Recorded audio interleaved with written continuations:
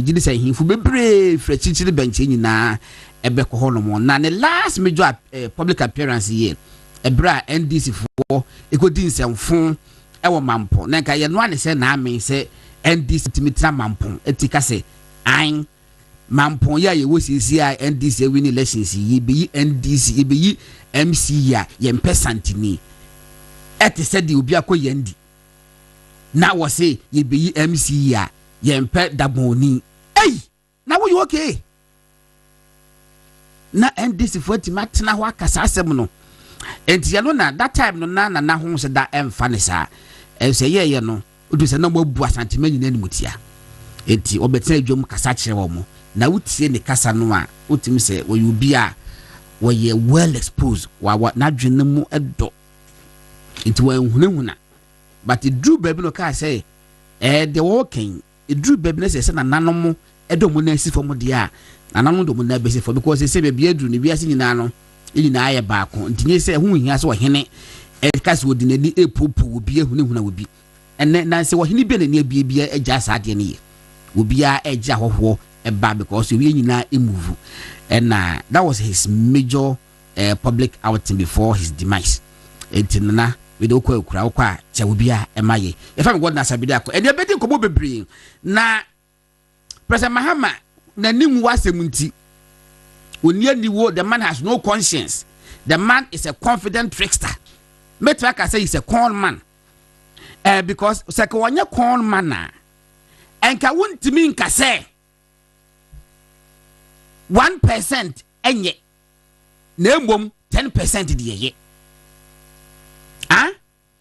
animal farm and what throw you 2 legs bad 4 legs good and 9 mienu de enya se twetwa se kumo and 9 mienu nye na 9 eye 4 legs eye but 2 de enye so 1% on momo eye enya kra ebegu Ghana ehiafo ba ho ba kire wo mo na 10% dum so levy ya no de ye so when you con man you can never rise up as a human being to defend this. You can't unless you are a con man and then the abandon and you bedi hun komo bebre Chief Justice is also ya Mampanyi John Dramani Mahama etu eni esi so ya no so e wo so koso papa ya chese enema nye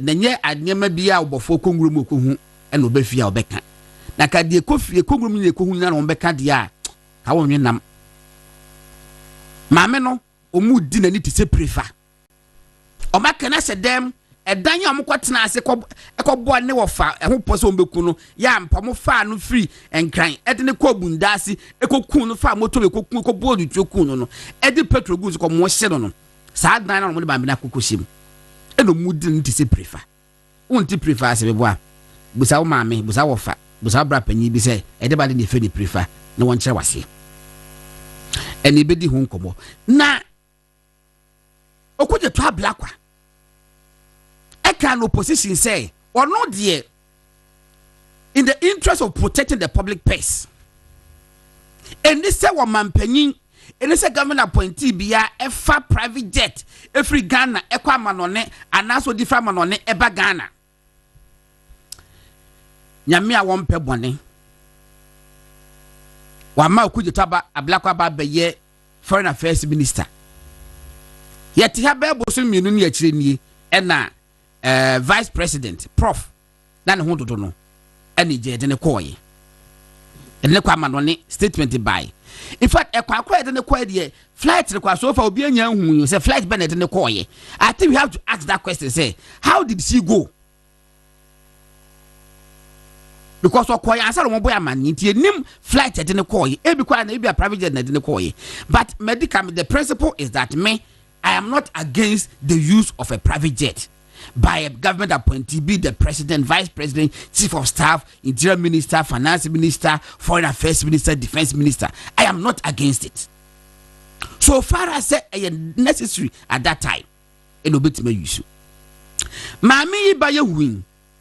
obi akɔhwɛ ne ho yare a ne ho atɔ no oba de sɛ ko betima cha first class and na say business class oba yakɔ high plane kɛse dadafo. I'm told it's over $120,000 for 6 hours from UK to Ghana and they did buy Ghana. A black was can say a da or no bay or bad bamwa or bouncer a bang penny vobi at a private jet a danwa pepe or be resign.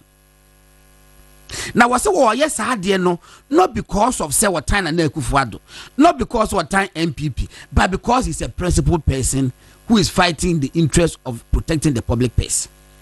Now a black one is still at push. What is the conclusion? The conclusion is that what time and Kufuado. The conclusion is that a black one is principle. The conclusion is that a black one is a very dishonest person. The conclusion is that a black one is an MPP for. That's my conclusion. Unless he resigns. So I resigned. The other one say yes. I can't know a principled person. Until then, he's a very dishonest person who has personal hatred against Dr. Bawumia, personal hatred against President Kufuor, personal hatred against MPP. And he bedim komo. Koko sector no so sembe bre ho no mo. Randia be atiasi mu kasa. Randia be atiasi mu kasa. By bedim komo mate se infoni bi sesei. Minim ekwan kra Cocoa board for so Randia be kwakota back to office no ka say afedi ebe ye kwajiafo no nkwa how to rehabilitate the farms. Minim ekwan kro fa so aye no. Eno aso nam no kasa kasa sa. Na energy ministry hon se musa akoso bi mu ho. Energy ministry mobekaya be almost 3 months ago na be 2 months ago and na flying containers be buy ye ka se woboa ye kan me kan ha se woboa se omo peso mu wiem na utibika se wo ka se 1 cedi ayira etu yan kwa hwe 1 cedi no na why ye emfa se change time 1 cedi na ayira afia kwa hwe na se 2 cedis na wo ho no mo a se skalenya gusika. Because also 1 cedi na ayira and I 2 cedis. It is 2 cedis enye usika. Enti dia almost so makwa hu report na eye 2600 something containers na. Enye no na you say ayira no. Still we have to hold him accountable say where are the missing containers? Because we can say 1350 na ayira. Now we have found over 2600 containers. Etinya no hwehwebra. Onwani mu go egu ase. Onwani mu go egu ase. Ya that's like a ma MPP from penny phone na say chairman ntumi yokofo eche no omo fa continue ase na eche no e continue ase mo fa che no and it must be emphasized omo detain no beyond 48 hours ye nyane sa MPP for ko ho Dr. Bawumia ni aban no edi nkomo ma ban ne ka che Dr. Bawumia se wo mra holomo efiada 3 p.m. Dr. Bawumia komo so there be 3 de ma yoko bra friend say NIB 5 p.m. okwaye so ma na ehu no Jo Muhammadi akonya what na so that as vice president and you desecrate it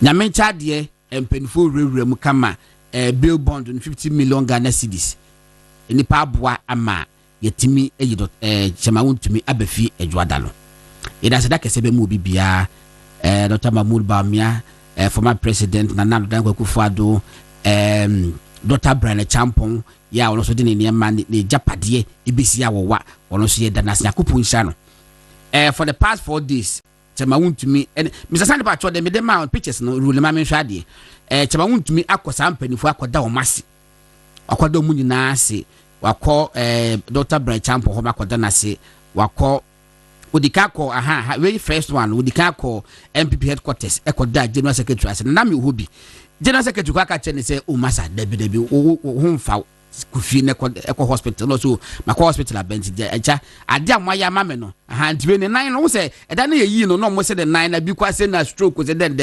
banana ne nan agene itibe me na me ka chene say chairman Pacho wo so nan ne kakra nti wo nan no a ujafo na mabo minkra muchi na meti won timi ne chairman ewo MPP headquarters eda no na yedi nkomo kakra hey the true descendant of Konfanochi na Kwaku Devru and na wono so one chairman and told them that day no e ho ma ye to follow mo and call Dr. Mahmoud Bawumia's officer okoda na sase dey ni kabia Dr. Bawumia ka che say in fact the previous 5 days they no die and night till that na yi no that dey ultimate die pa nti okoda Dr. Bawumia ho eso ekoda na se we from mo call Dr. Bɛkyerɛ ho enti ba cho so mahu second vice chairperson Masuda na he said omunya nkofo fe no friend say chema drop the mic drop the mic chema buga enti wono so eno no enti Dr. Bɛkyerɛ and the same thing no boni suit kama no enti chema wuntumi ekọ da sada kese ekoman we from mo the nrechi so call Robo Kele Japan so ifia wode aseda command no sambeka ya chema Robo Kele Japan so that no I think say Wednesday no woko be twice what in Krata so cause the command bill but yes intimate meeting the required no but still there was say chairman e call no the order aseda kese e command no bia na asemoto na wonyo bi man e ba nemoa nti chema untimi ene Robo Kele Japan so ene wase no ma okoda na se the chairman say make achu bia say oda munyi na say thank you from chema untimi Peter hwe ne fe aha uhian the teller tade do apam more than 200 legu ho etichama wuntumi se wada obi bia ase MPP ni bia mo especially merwana no mo se fi na mo bom pa ma no wada munyina ase wa utim bai wantimi ama full soldiers mo ba hol munyina no chama wuntumi se menka che se wada munyina ase ese ni keja eni aseda madam ase eti yekọ enkomo no so era kra ye be kwa ahoma so ne lawyer din put say eyi lawyer Adolfo kai ne lawyer Adolfo ebedi enkomo ebedi nkomo fa OSP so me no ka say wa declare former finance minister Kenneth Atifa Mr. Atifa Oforiata wa declare wanted and I'm told to say Interpol phone so almost not to website say Kenneth Atifa is a declared wanted person Mr. Atifa Oforiata mo fa je de kwamponia ebe onu ya me height meeting ntina metabon enti rock no furata asem na make say and but your prof Kenneth Atifa fachemi I'm talking about Kenneth Ufuri-Atta and intino ya declared wanted unfortunately no ya me say Interpol for so ednato so I don't know how this is going to pan out ye be hwe sidie isi etie intino e wo fa mo nyina kwaba prof ke na ti say nyame adom godon wo ho ye nyankopando o da ye ja ala sa question di musa waso so ye mo a de afri no ho ene de enya yike kosi na mfi ba mi fita krade anti kwano wa unim nema ye de ensa keka am say last year ya dwen say ne be nema bia because of campaign ne elections on 17 na say drop esa nema no but this year ye opposition in there na say ye party adwuma no na say ye some personal nema bi yeah guso a ye enti godon o hwe o man ni mu dia enkwan de nyame de amaye na mombo enkwan ye kan enye Ghana nya na hwe so ye anwi ye ho prof Peter na ma te say oh nyame adom boko wadi yin me ma me no nyame hwe you don't mind okay oba beto dwe eti Peter Nkoma deputy editor dispatch newspaper and na Morton kan se bibia boko oh nyakopon adom whether no so wo form pa bibia da din okay na no pa me ba na me ra ho kakra me ba na prof e ka che me say say nurses no e was strike yes me ba na prof e ka che me say o mako court but so mako court mpo a na se nya duru ho ye beka but assembliasi anti mame mo akwa bakeke wi ani wate no efo no mo ena ayi bra so na okose mu kaka afi no wate afa enti no fambolosi koka me pa cho video ma mo van chepi video de he oh sabodino sa oh Dabi we chepi ta be DM mi apa video bi o e se mi hu bi video bi o ho me na me ba koka so aba betwem kakra nti so ba be chia se ne mate se koka se bibia boko de nyame adom bibia boko ye de nyame ase all right Peter mame what's the next for asem no tifo ne hwe yawada no me ko ye stay sister station bi a wo Osu yeah Power FM na metewo na obi send a message from Kaswa to the host. Okay. PSA say Kaswa Hospital emergency bi aba ho a nipa no na nurses ni ho nti ohre ne nkwa na no pay na mete say oboase krobi wo godon do bi ho asonkore ho eno nso na obi so fa no no mo ration say om de na ba e kwa ya sabia eno nso no enye ama nipa no eko. But you see me near how many say on say ubekaya during the time of Justice Young's more time. The doctors be echo strike this time. Mamu signing agreement to be between then Bɛkyerɛ and doctors. Asare-Bediako Largely NDC year address be, but largely MPP na buy President Akufo-Addo na buy obeto agreement or signing and so. Nurses any aban ekon hyehyɛ bi during MPP time. Na aban no started so yeah. And na aban sisan buy NDC aba.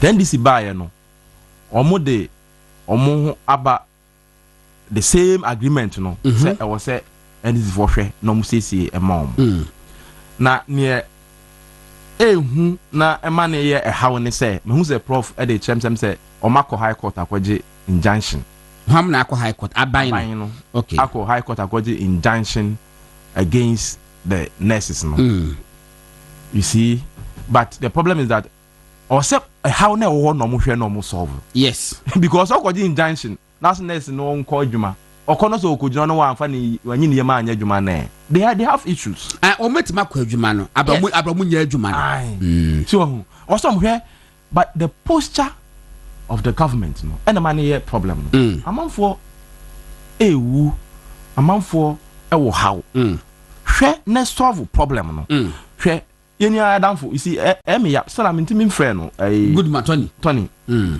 wa issue statement in fact or say la enra de kwa na minister no health or call rounds no che or appeal to the nurses so momra minim time am ko gi injunction no so ko gi injunction enra and I said that we are Prof Q be yeah where we but you see the point I'm making is also buy no serious no hwe no ono omotena se kaniye Goodman statement or issue last week in back me wo ha tie ya dam for power but e be hia se e be kan help me so was yan kan says statement one first one ya wa kan mai me wi anu wa kan mai you see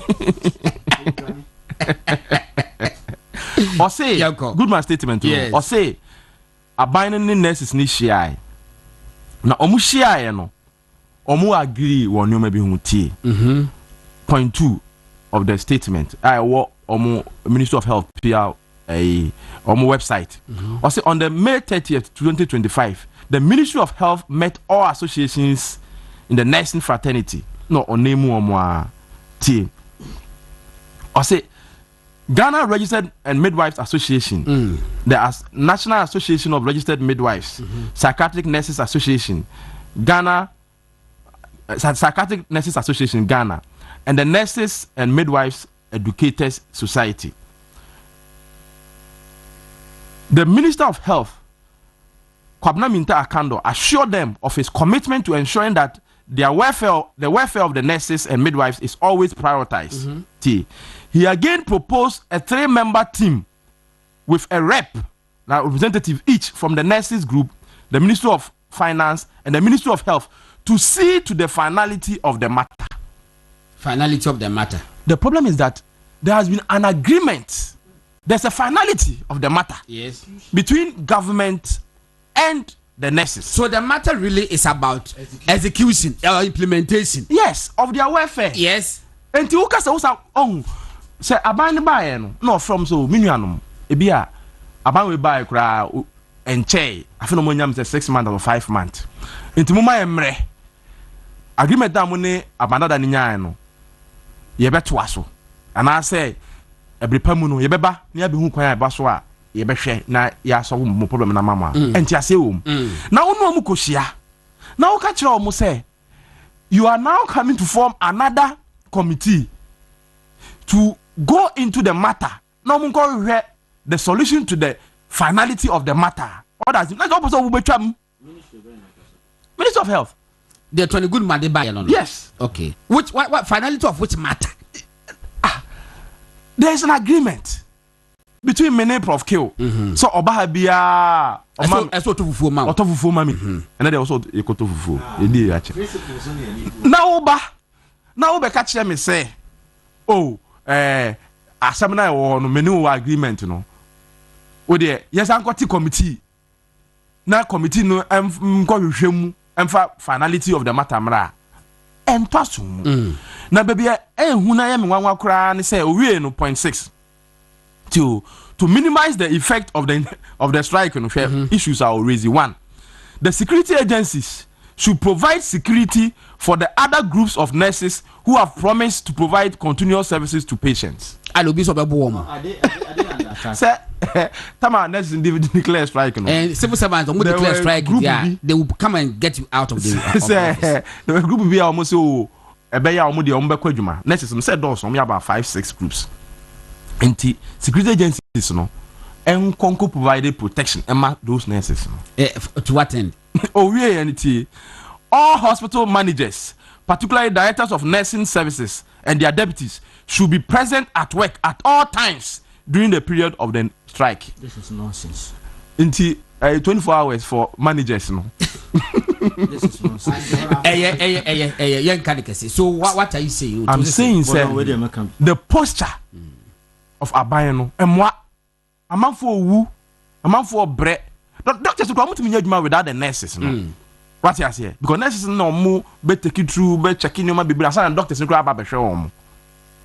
Abayano sisa omu subai. No mo ntnase. Enko pa o macho. So ma ba no. Bia ye mo mbre. Busum ba ko busum mienu no mo kosovo. No mu nyai say say they are who can't to aswa.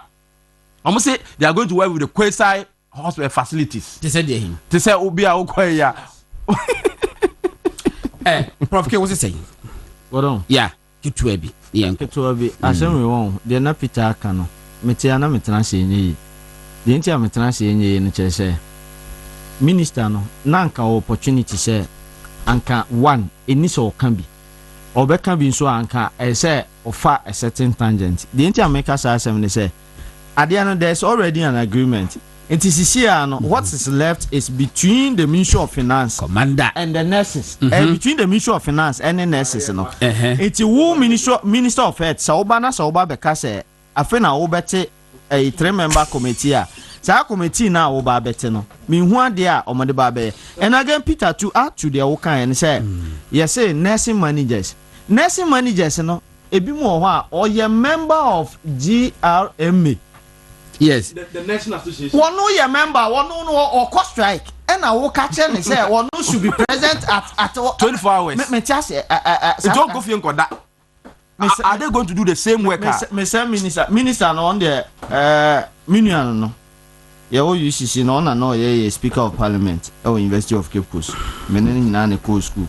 O ye minion pa we dear adabraka. Omo pe proper solution. Na omunya san ne ma na ekoto me no ka say isia no omakwa akwaje injunction na Peter the ama sadi we ayehu ni say wakwa akwaje injunction. Now the nurses are saying say the injunction has not been served on them. It is isia na ye ba be camera ye nyina ye nim kwan a emra ho asemete wo Ghana ha sei. It is say na say obi eco hospital sisia say na say nurse ni ho a afeni ye hwehwe leadership Nursing Association na cost strike no afeni ye hwehwe omo leadership no na ya serve omo ansana omo timi age atum waka na radio so wa publish aba newspaper mu any news portals mu say wakwa kwaje injunction ye say omo so say ye nya serve omo enti obi a awo aka ne hihie ye a wo kwa akwo no enti obe postpone na awo na asese owo no atwen me akwa akọ serve leadership ansana omo agya ama na akwa obi oyare sisi a okọ hospital no obetimi atwen yare no betimi atwen se ye be solve say issue and na ye kan yem pep proper time. All right. Ni kan when there say bia ye soso ani na kwakudaru asend message bi abrem wose wo hwe Peter moma so ya Peter is the shining star of the morning. And oh yeah, na me say wait until Alaji appears. Enti Alaji is what na say. Eti kwa kuweda me so say me ma Alaji akwa ba na wa hwe no ultima measure say who is the most shining star. Alaji. Na dem ati say. E dey me ase. Alaji so bo life o. Bo life. But enra wo phone do me di woni ya ni anye ho. Say would disala and nam kakra be my boys are real feeling tino yante wonka she watch a boy fene fe enwe enwo aya wo nwanwa me WhatsApp crack off enra o bibia I don't menim say ya no mo aya wo nwanwa okay ti nam no wen so we make provision for you na nam ne say wo enam no enra near very late in fact we are better kakra na ahomachin so around we Isako hospital. Oh, small boy bio. Oh, biem. Say the bien last one no man prescription on man no na. Yama menhwe. Yama menhwe. Media me kwa be mu na FM Dr. G o. Ne FM Dr. G media me say yama menhwe prescription no. What I say? Ma menhwe is efficacy level say bia na ye yi a. E drone bon so a ba bia different ban ya na ana ho de no wo fom. Eno na make no. Nya prescription nya prescription na nya. Oh sorry. It is not the prescription, it's the quality of the no. of the yes. So, doctor no share no say now on no of low quality. Yes, I'm right. Yeah. On my different one. Oh, me say prescription one. That was but the drone no. That would be the fault of the doctor. No, that's not it. I say because of health insurance, sometimes you may have to tell the doctors say, yes. Then they will buy the drugs are different. No, what your health insurance can buy. Any day you can go and buy. Yes. Be a drama because Juma Oye no ever determine your ability to pay. Even painkillers you go buy. Painkillers what you do. Yeah, what types be brave wo a ebu no ma na se me koto ba ko bi. Na se me koto ba ko bi. Painkiller me to call atomic. Atomic is government but no mo yet squeeze so more institutional hospital. There's so many bomb atomic bomb no. Okay. Now what do hospital why quite day? Never the bomb so you more. That is all right. It's for Alaji. Mose there. I feel the bedding but not Peter can. In fact, one find me say escape me. Necessary me de can topics no because health dear. And there will be a yare a hospital na boko ya tumu a wo de fa henfa into no you know one and yes is na cost strike. Okay.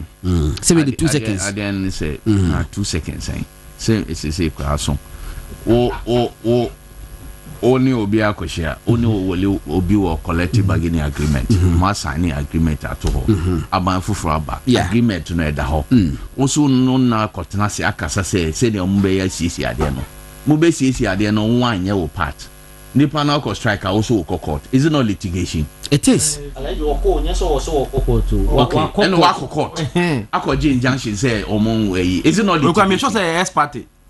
I'm not sure say ex party mo no dey call. Hey, they believe in that. No. What the ebeshe? Oh, NL ex party. But they will not. They will not notify. Everything now we know. And I find your call expert there. Oh, yes. If they were served, the association will not have said. Expert. Yes. If they were served, if they were noticed, you notice so one association will not have said they don't have. Yes. Say expert.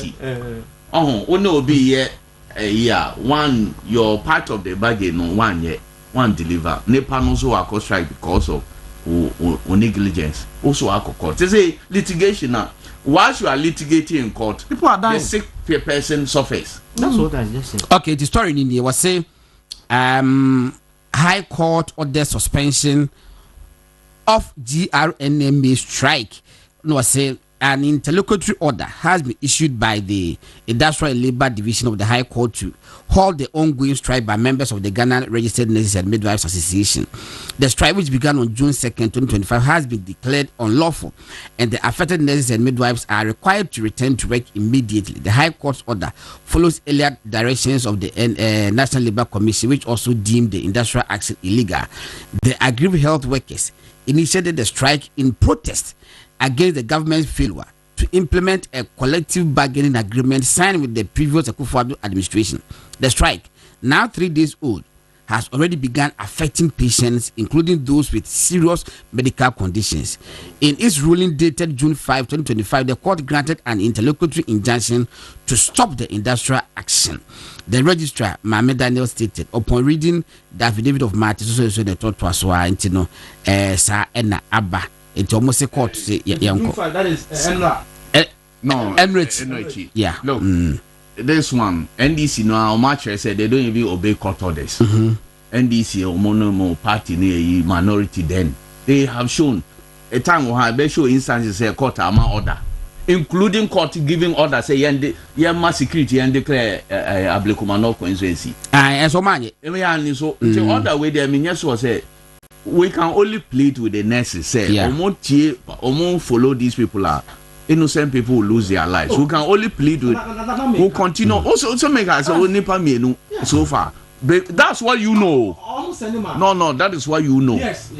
Those you don't know across the country. And to my appeal to the nurses and they say, Omonje a Ghana for their strong.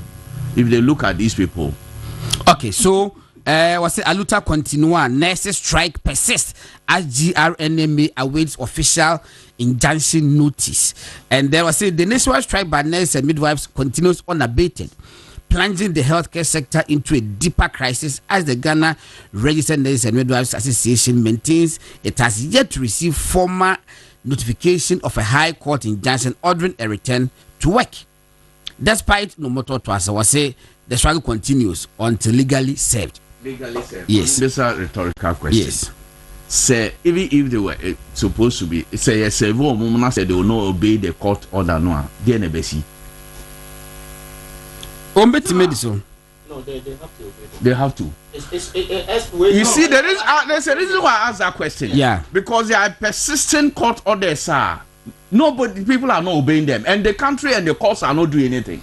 It's only for 10 days. It's an interlocutory injunction. 10 days. 10 days. I've asked a question. Said almost said Omusaka. Omukwa. They will ask their lawyers to go back and set it aside. After some days. I asked a question. You people have not. If you cannot answer, may say. Okay, maybe someone you now. Maybe say. If they accept, then I must say they will not obey the court order. What will happen to them? And what will they will be cited for contempt. They will be cited for contempt. Yes. Why are we not citing IGP for contempt? Which IGP? IGP is IGP. Because court has given order say IGP ma. And so protection to the EC. I was say the interested parties involved. They say almost cite IGP for contempt.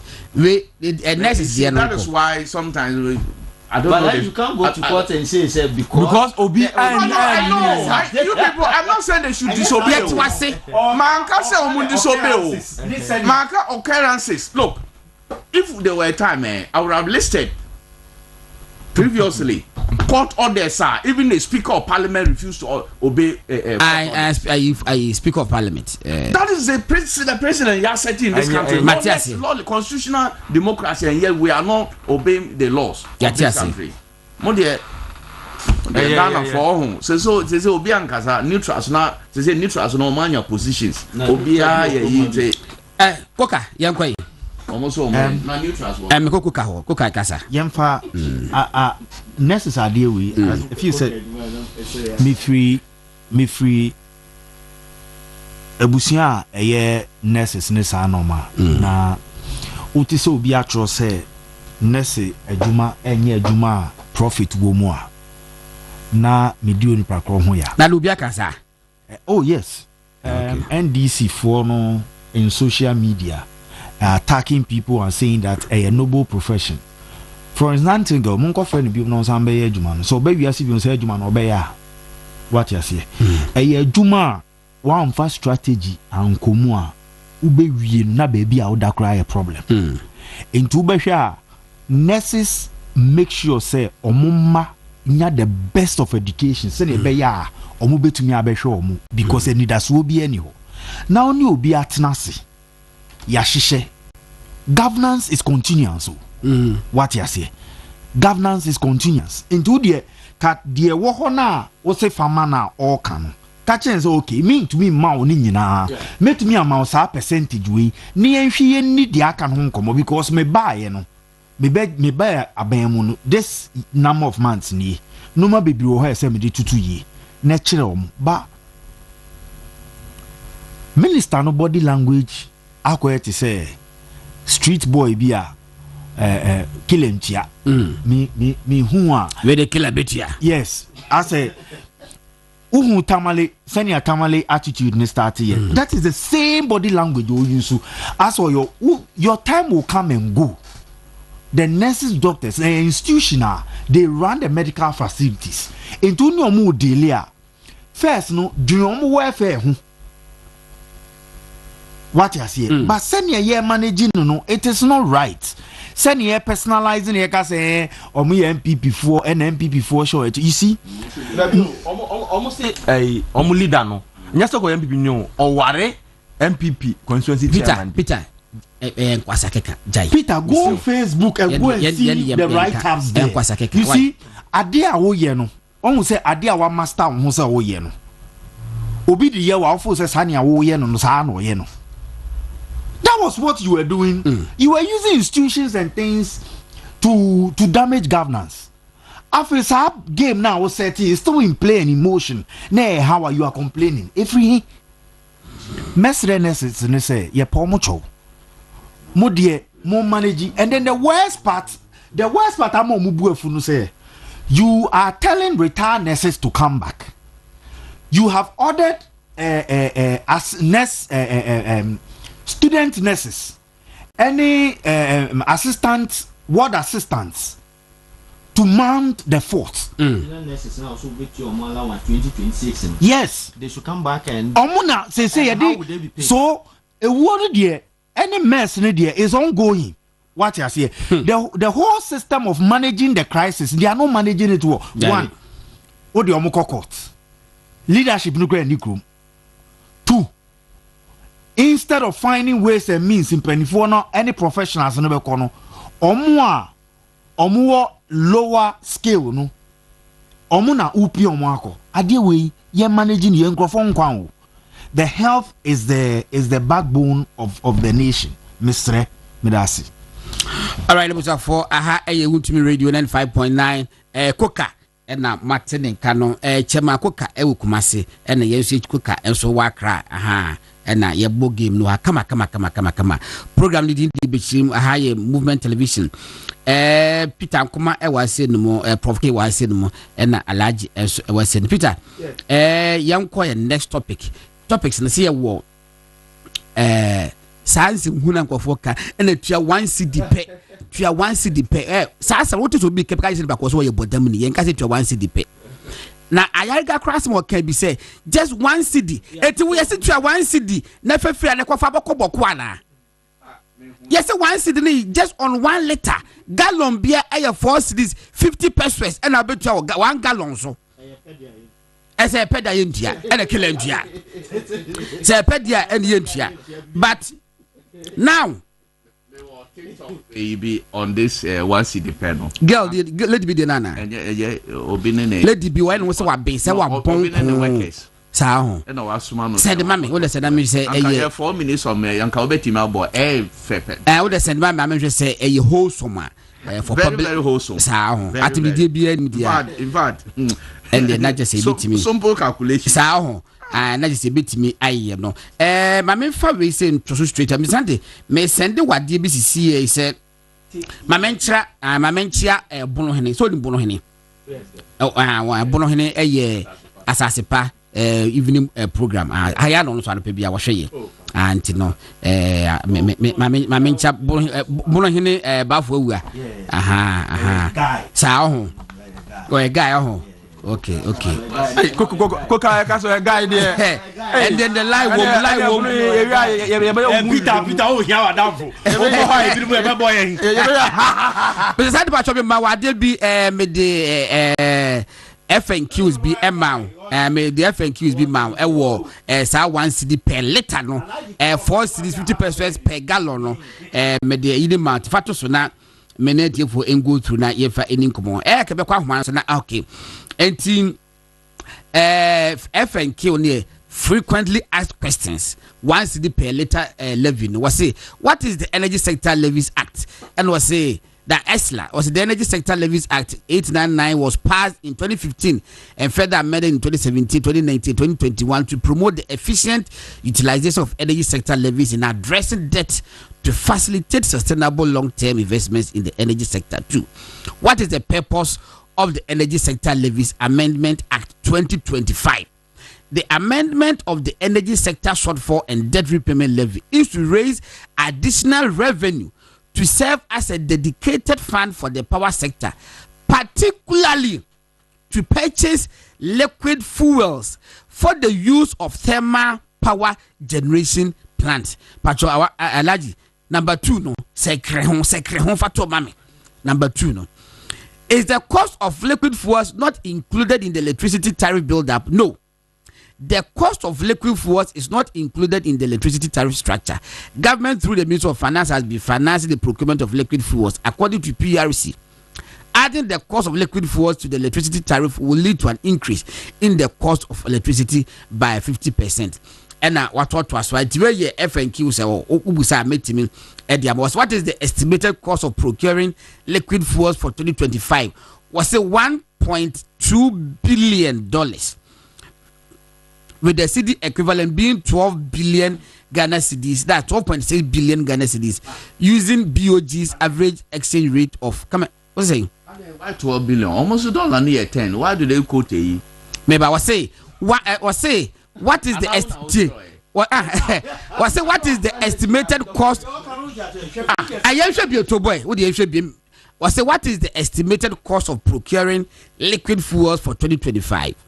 Was it $1.2 billion dollars, with the estimated equivalent being 12.6 billion cedis, using BOG's average exchange rate. One shall so and your money. That didn't I don't know what. Okay, that's well on what they will. Oh, very enriched yet. You was say. I'm a bit of okay. They have multiplied 1.2 by 10.5. Yes. Okay. So they are right. They are right. All right. Hold on. What's how much is the levy? How much is the levy? You read hold on. What's how much is the levy? That's number 4. Or is it number 5? Number 5. How much is the levy? 1 cedi per liter on refined petroleum products. 1 cedi per liter. And then 1 cedi per gallon. Gallon be 4.5 liters. It will never quarter gallon. Let's say 12 cedis, 55 pesos. For 4 cedis, it can't. Because back when 16 cedis, now this hand so I can. About 17 crampo. Into 1 cedi per liter. In fact, it being see the very many fee. What is the assurance that funds accrued will be used for its intended purpose? Oh, there be a dozen. It was the proceeds will be ring fenced to serve as a dedicated funding stream for stabilizing the power sector. His Excellency President John Dramani Mahama has assured the people of Ghana that the funds will be regularly audited and audit reports made public to ensure its transparent use. Ghana auditing. All right, it was issued by the Communication Unit, Energy Ministry, and now Omodesa Adi Ebai. Who is going for the first shot? Peter Kwai. And they said, hey, class prefect did that be a post partner would didn't say. All right, and Yanko. Yeah, Minia. Why are they? The history of Bebato aha tobo mame kwa homa no so mame ne lawyer adofo enkodi nkomo ketu bi na yenhwe ade lawyer good morning net say lawyer bacho what mega wudie na yes baby afen bacho tobo asema me ketu bi na menhwe ade bi na ense enkofu bi pese hello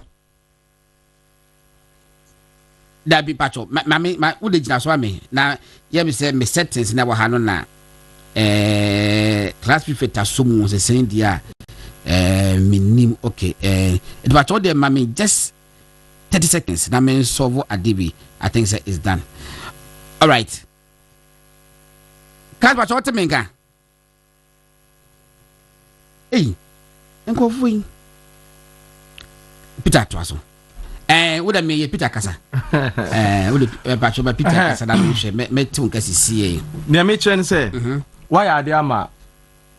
Actually, the history acquire a fast one a cana almost say, Omobeji one Ghana city no normal the aquaco solve side cannon. Energy sector debt. No.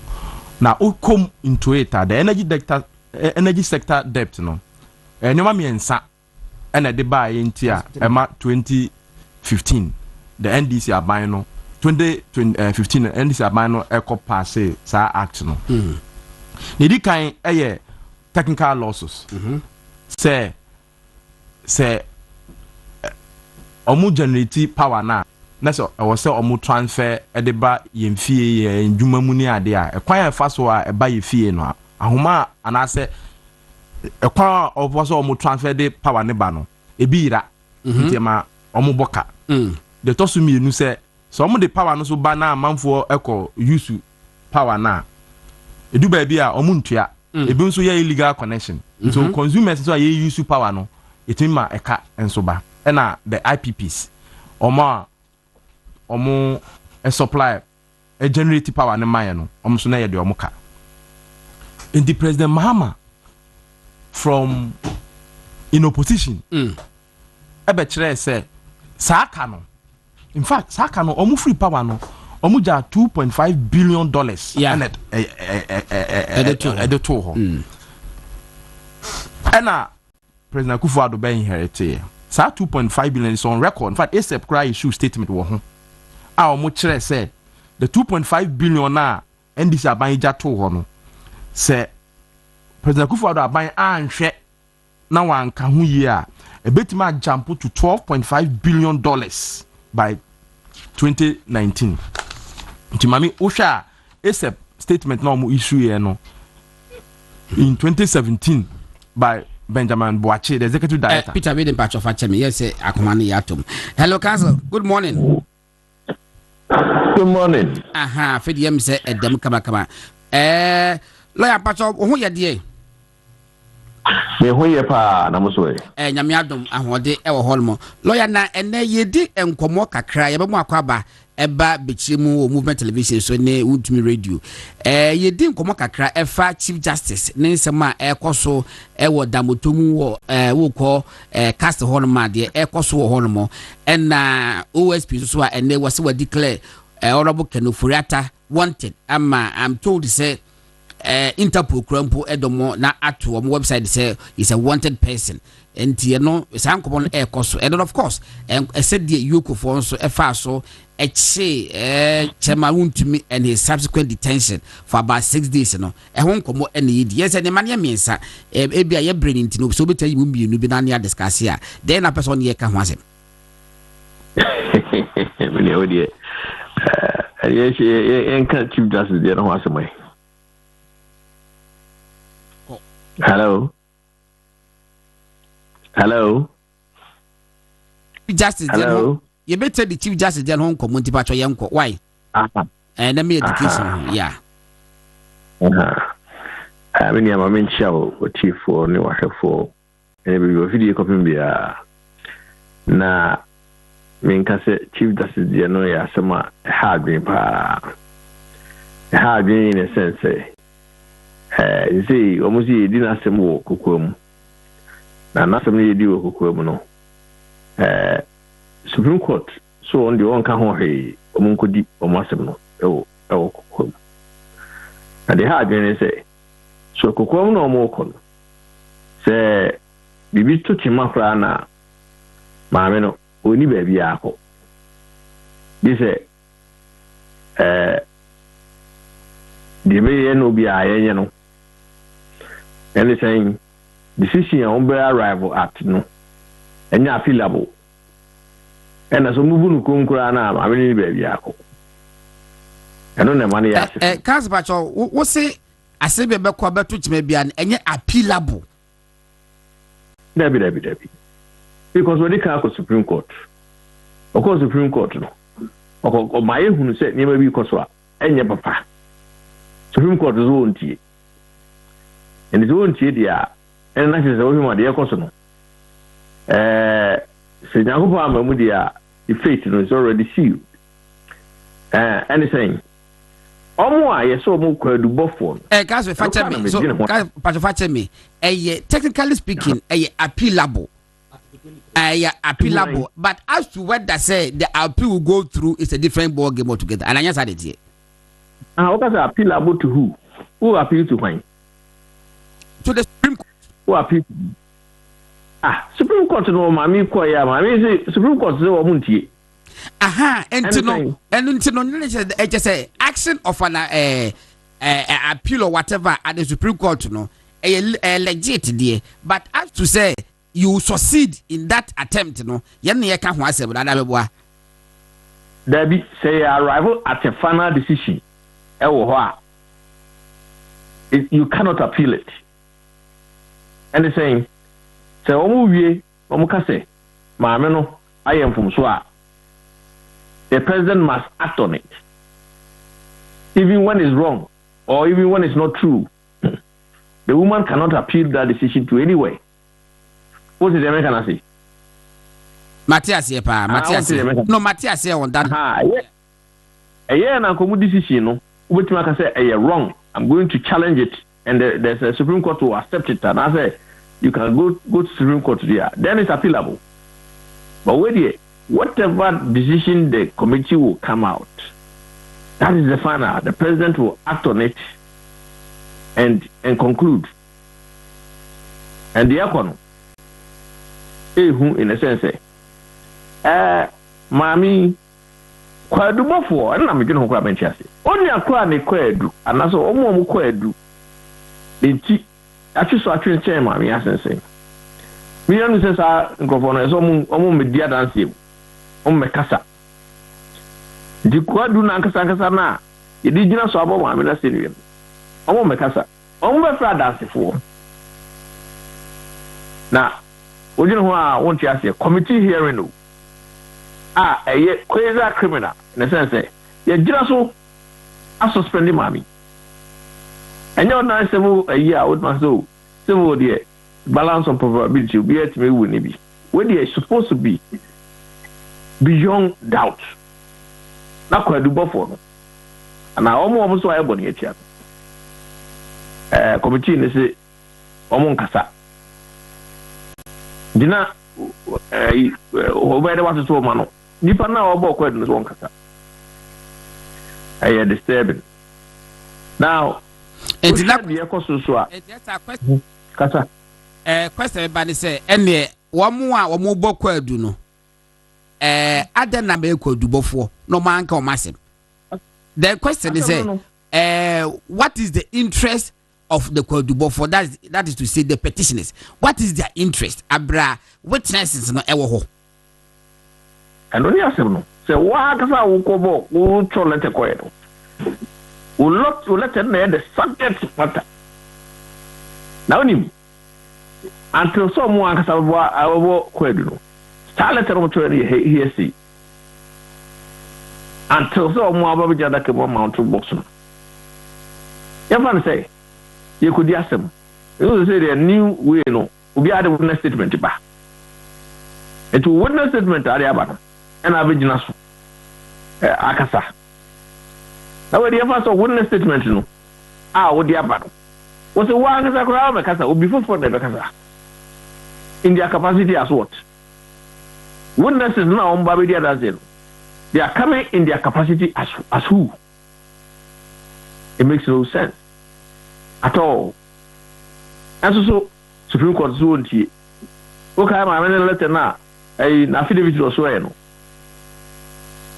We are Mekai, I don't do none, and I say, original one. Supplementary affidavit now, what the Supreme Court say.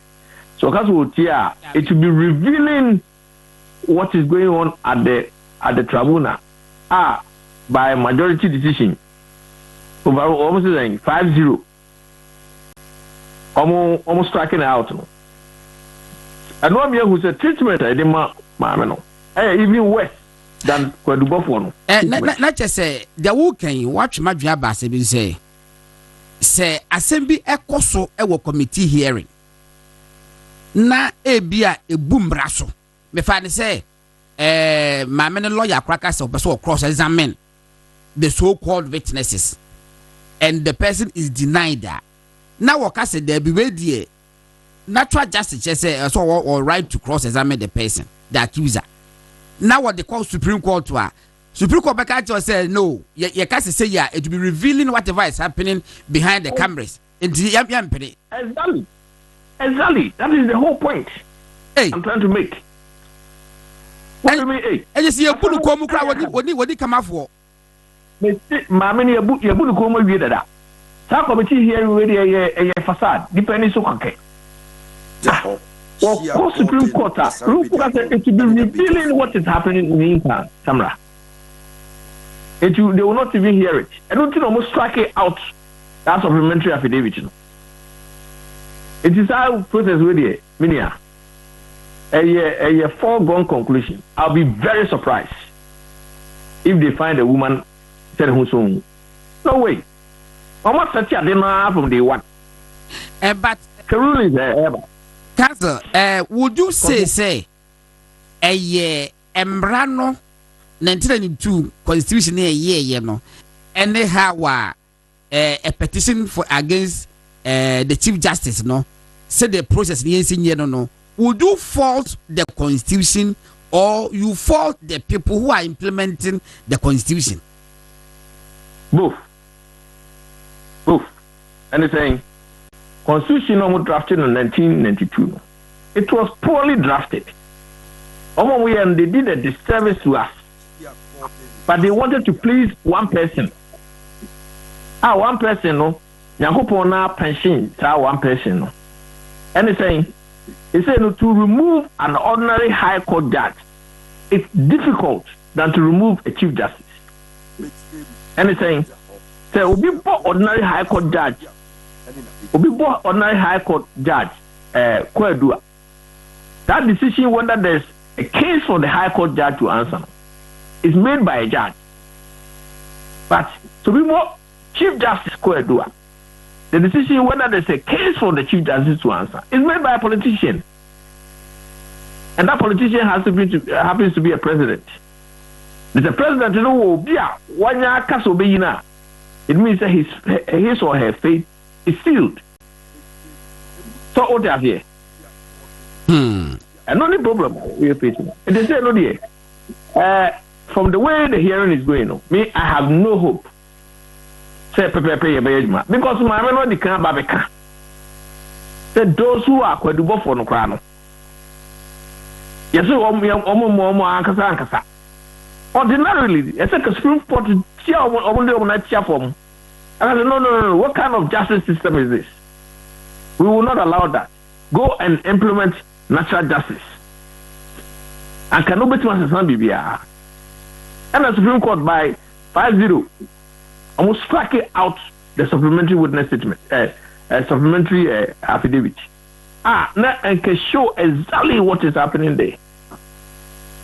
It is this process is a foregone conclusion. So we will hope. So would majority leader, Honorable Mahama Yariga, I think say minimum I have to cross check again. Minimum say what table will be a parliament to.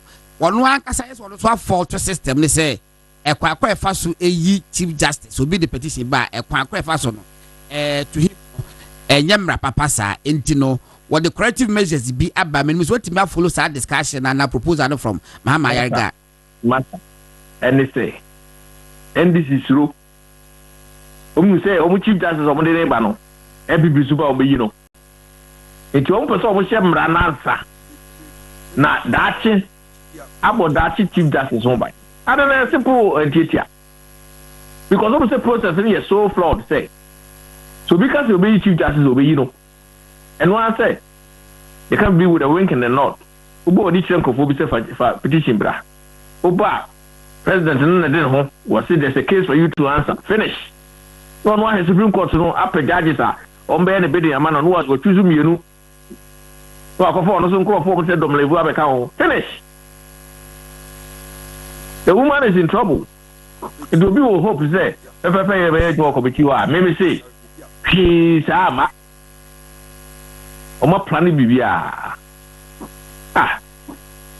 they are no how do be a huana straightforward stuff she's not coming back we read the Professor Herita Mesabunsu the judgment na there's a popular paragraph bia waka say atemwa for crime to me mo ho ban and freed politicians and someone how much more the ordinary citizen and Osaka say SSA say no who you chief justice no ya baba yembre te said the so you class prefect ye you know obato hu sa judgment no pepe me kan bi answer na me free Ghana now everything she said is spot on now you see what is a pattern of people are or will make a ruling. There's always been 3 consistent judges. Almost 3 consistent judges. That 3 consistent judges in general rule it. Now the end I want to say, acting chief justice, our clear interest, and then you raise it. Attorney General, former Attorney General raise it. Say, our clear interest. And this is because he's benefiting directly. This is the submission of Honorable Godfrey Dami. So we're clear, you are benefiting. You are the direct beneficiary. It's you yourself should not even be sitting. Obviously, there be. And in all the citizens, all the 3, or Transubi, or Transubia, who are ruling here, Mameno, or vote in all the cases. Because he is sitting on the chair, he doesn't want the woman to come back. You see, not only must justice be done, it must also be seen to be done. When the acting chief justice is benefiting from the case, and he is also presiding and voting against the woman coming back. It's a clear case of conflict of interest. So everything is set up. The case is concluded. We will say signed, sealed, and delivered.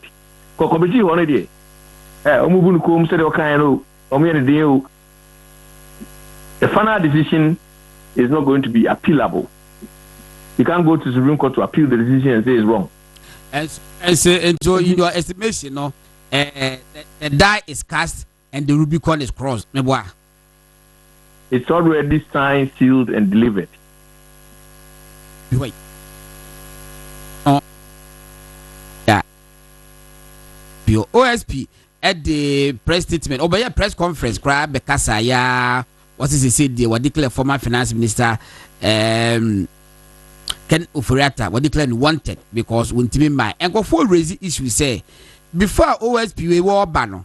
Now the senior I declare President John Dramani Mahama Ninuya Samuel Adam Mahama wanted now what Yuki as also no Foster I as also no or buy no what to be trap plane ticket on one the car you one for plane if Ghana Equation baby Branton war London and then you could dink come or back Ghana now because I Branton who so sabrobe one in your opinion now be a who so question they say so bet my for plane I call London Aquation will be I declare wanted dada I then I want you for the same plane Enco US Enco show will be our yari none in good incobo Master Sa OSP if you don't follow my opinion on this OSP for a long time now.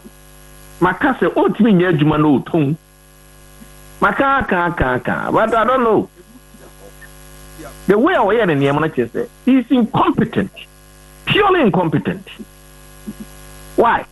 And say, Emrana say, Obia Yabono Kweduno. He's already innocent from day one.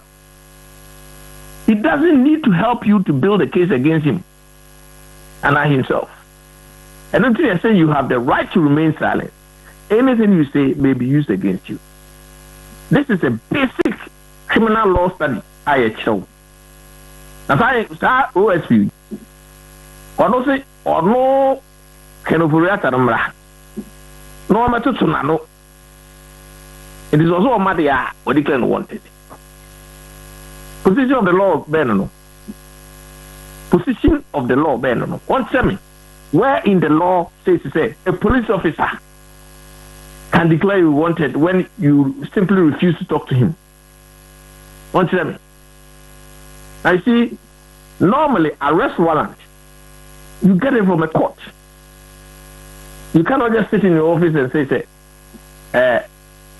I might issue warrant. Maybe they've got something like that there, but it's not correct in law. Because normally in Oko court, you ask the court for a warrant to arrest the person. And I say so. I say the because will be a fugitive from justice. One, just watch the panel. Two, one court date. Three, and son, what the president is a fugitive from justice. Then I ask the court for a warrant to go and arrest the person.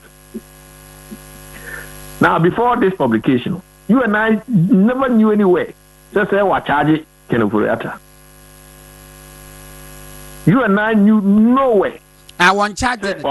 I want charge it. No. You know they were also charged. Using public office for personal gain or something. We don't have a red alert now. It means they were charging that. But when did he charge him? When did he charge him? Until issuing that red alert, nobody knew say he had been charged. Thank you. It is hard. Why don't you go to court, with or without Furiata? Well, it's simple. Just go straight to court and file your charges. Whether or how, anyhow, that's what it didn't ask them. The whole you say, we showman, keke. We're ordinary cow salesperson. Or show off. Over since 2021. 5 years in Yerumi. As a Halaman, there was why the ordinary car salesperson. Yes, a showman. He's just selling cars by showing off. Oh, we do this, we do that. Enough. We call his bluff. Enough. Well, we will not take anything anymore. Today we are entering him. Come on. Meanwhile, the court, this subject matter, whether you have the power to declare Oforiatta wanted, is under challenge. The High Court is going to deliver its opinion on the 18th. While pursue our website. Nasadia, why don't you wait till the 18th to see whether you have the power to declare him wanted or not? Not to because no phobia. To me, how I get it to a head and if it's a to me. But he's wrong. In terms of law, he's not supported by any law. Is there any remedy for Kenufrata? Oh, yeah. There's already two suits are pending. One is defamation, and the other one is whether he has a right to declare Kenufrata wanted. Then they are all pending before the court. The other one is almost cited of contempt. Lawyers for Kenufrata must cite him contempt. Because when a matter is subject matter, which we call Judicial, you don't go and do something as you are being contemptuous of the court itself. They should cite you for contempt personally, not just the office. Personally. Yes, I always yeah. Yes, sir. Now, when the ending one go back also say, so come far. This is the other part. 40. I say I would ask Yoku. We are so clever, say. All of a sudden, no, what they are hanging the neck of Yoku. The incompetence, no, instead of accepting say he was wrong, no, what they are hanging the neck of Yoku. Very smart. You know why? The act now, because I say, so is you be a number of days, court. So who freeze will be account a number of days, court. So one court within those days, everything you've done is a nullity. That is the law. Or season seeker, a freezing account, those in his term. So he was going to lose by any. I was interviewed, and I said, and the man will. I'm not supposed to say this, but he's wrong. He was supposed to go 7 days one go. He was supposed to go 14 days one go. And you propose to guess. And the answer was that he was going to lose. And to acquire a shit to say, Master, you did not comply with the law. Go and give the money, the woman's money to her. And what said I hear you tell? Say, I hear investigation, share. Money laundering. It is a money laundering there, any mandate. Can you believe it? Before you take the case, you check whether you have mandate. Before you take any case, you check whether the court has jurisdiction. So OSP is telling us was spending all that period and he's sitting without knowing that he has no mandate. And I do want to say, say he embarked on an illegality. You can say he didn't have the what he was doing. He was being illegal. And I'm a which is exactly what he's doing now. Exactly what he's doing now. Oh, it's required. What they fine? Yeah, money granted. So, when say money laundering granted, we ask a question. Say, okay, for investigation, could we buying? I actually say, my minister money laundering. The answer is no investigation. Was it killing? Yeah, good. Can you believe it? What do you think I say? Money laundering. Money laundering is simple. Sikafin. To kwaya na be baby na be daniska papa. A simple explanation. So, my minister can if the hefa. And an antico hefa. And a copy any them. And a base papa. What's which there? Then that is a clear case of money laundering. And the investigation ben I am. What was that? No? We challenge you know. And me I'm down for a Martin Pebu frame. No, Martin. This is my opinion. All funny report on that. Now, okay, okay. I did this. I interviewed this one. This one says the money was here. I interviewed that guy. This one says the money was here. And then end up in the woman's room. Therefore, it's money laundering. Martin agreed with me. And that was my number from that day. Or my number or radio station bina. Or they frame me because he didn't agree with my opinion. So I said, I'll share what he did. Since then, quiet. So what did they make an answer? So there was no money laundering. Yeah. When that because of court to lose you know. And what creative money laundering matter. And what creative money laundering yeah. So as the investigation you did. Yeah. There's no investigation. If you had an they cover soon why that's so New York boss about. What also you interested? Wing. Now you see another man so no it gets even weirder. Okay. Is a New York board so interested? Evidence better on the edge man. What's that come on, no? So what are they going to investigate? You can't wait. What did they make of? You already given the evidence away. That's the kind of way. The kind of way. That's the kind of way. Because scanning the evidence, you know, and exactly. What's so scary? What do you call? It is even a Yoko investigate. Well, simple. I said, Chesegana won't be too for good penny. No, yeah, when you crash cast away wrong, no, there's no evidence now because you, special prosecutor, what is evidence in the court? Once you've destroyed the evidence.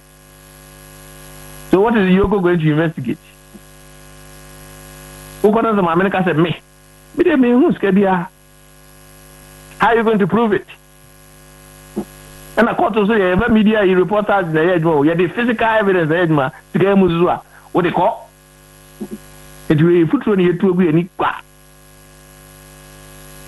What is all? Me wahana me what dream. Kasa me what dream. Sir, a deal no more. Office of Monko and Ako school to between to put any. But no crime, I can say, mistake, Yoko the Enkusishi, because Yoko has no evidence. The evidence has been destroyed by the OSC anyway. And you will after 4 or 5 months, you will be that case not die. It's straightforward stuff. Yoko cannot investigate anything. Evidence you what I know. We are menu bedi ko na me ho eda obeba no me ama be sha airport me do airport ani e best studio because I was saying be 2 hours na wabin and some no chechi mu a you see and me bo ha what it's a friend na castle me say me bo ha wo kare kwa na e bua dwen se da na di bi o ha utie Audu Mahama Inquisitor editor was saying sorry.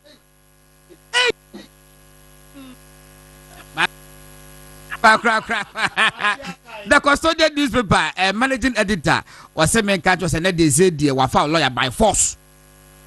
That's me. Why? That's me. Then they say, sir, Mr. Choto, and they did saying, God, me did saying. 7 June. What in? What was it? Lawyer Kwame Adofo after repeat you studio they say OSP what mean you man and you very resign or resign near Hontoy. What mean we show man keke. You just want to come and show off. Don't say so no money anyway. Empty. And it is a headline be say OSP is incompetent. Lawyer Adofo repeats and one no. Maybe I don't repeat it. He's just incompetent. See what, Master? Obiako who say $1 million and the whole God will them. Hey, a serious case who a Brucianka who crack out them watch it. $1 million. 1, who is Carwahin. 2, a Dumabena. 3, last year or tax returns who declare saying 4. Master, all this is what mean Yano. Minty me Yano. Who better way Yano? But say 100,000 could have been Yano. Yeah. 1 million. What you are saying? Who we are like I say money laundering. Money laundering.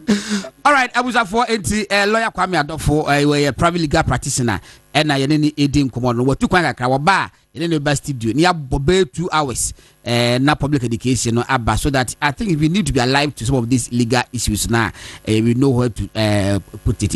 Lawyer Bacho and then pay that's pa. I mean, come on. So for lawyer Kwame Adofo na yenini edi enkomono we raise so many issues. Peter I won now kasa no ye and I mean kwala jomna sisi na. Say odo always be family there. Never was when we are about once a day you know. Because onim ora ken frata on na small mobo. Aw. Na ne tene say say obey minister no. I think he was too professional. He won't take clear for so. What's that? You must be charged a bowl of fufu for this serious blunder. Yeah.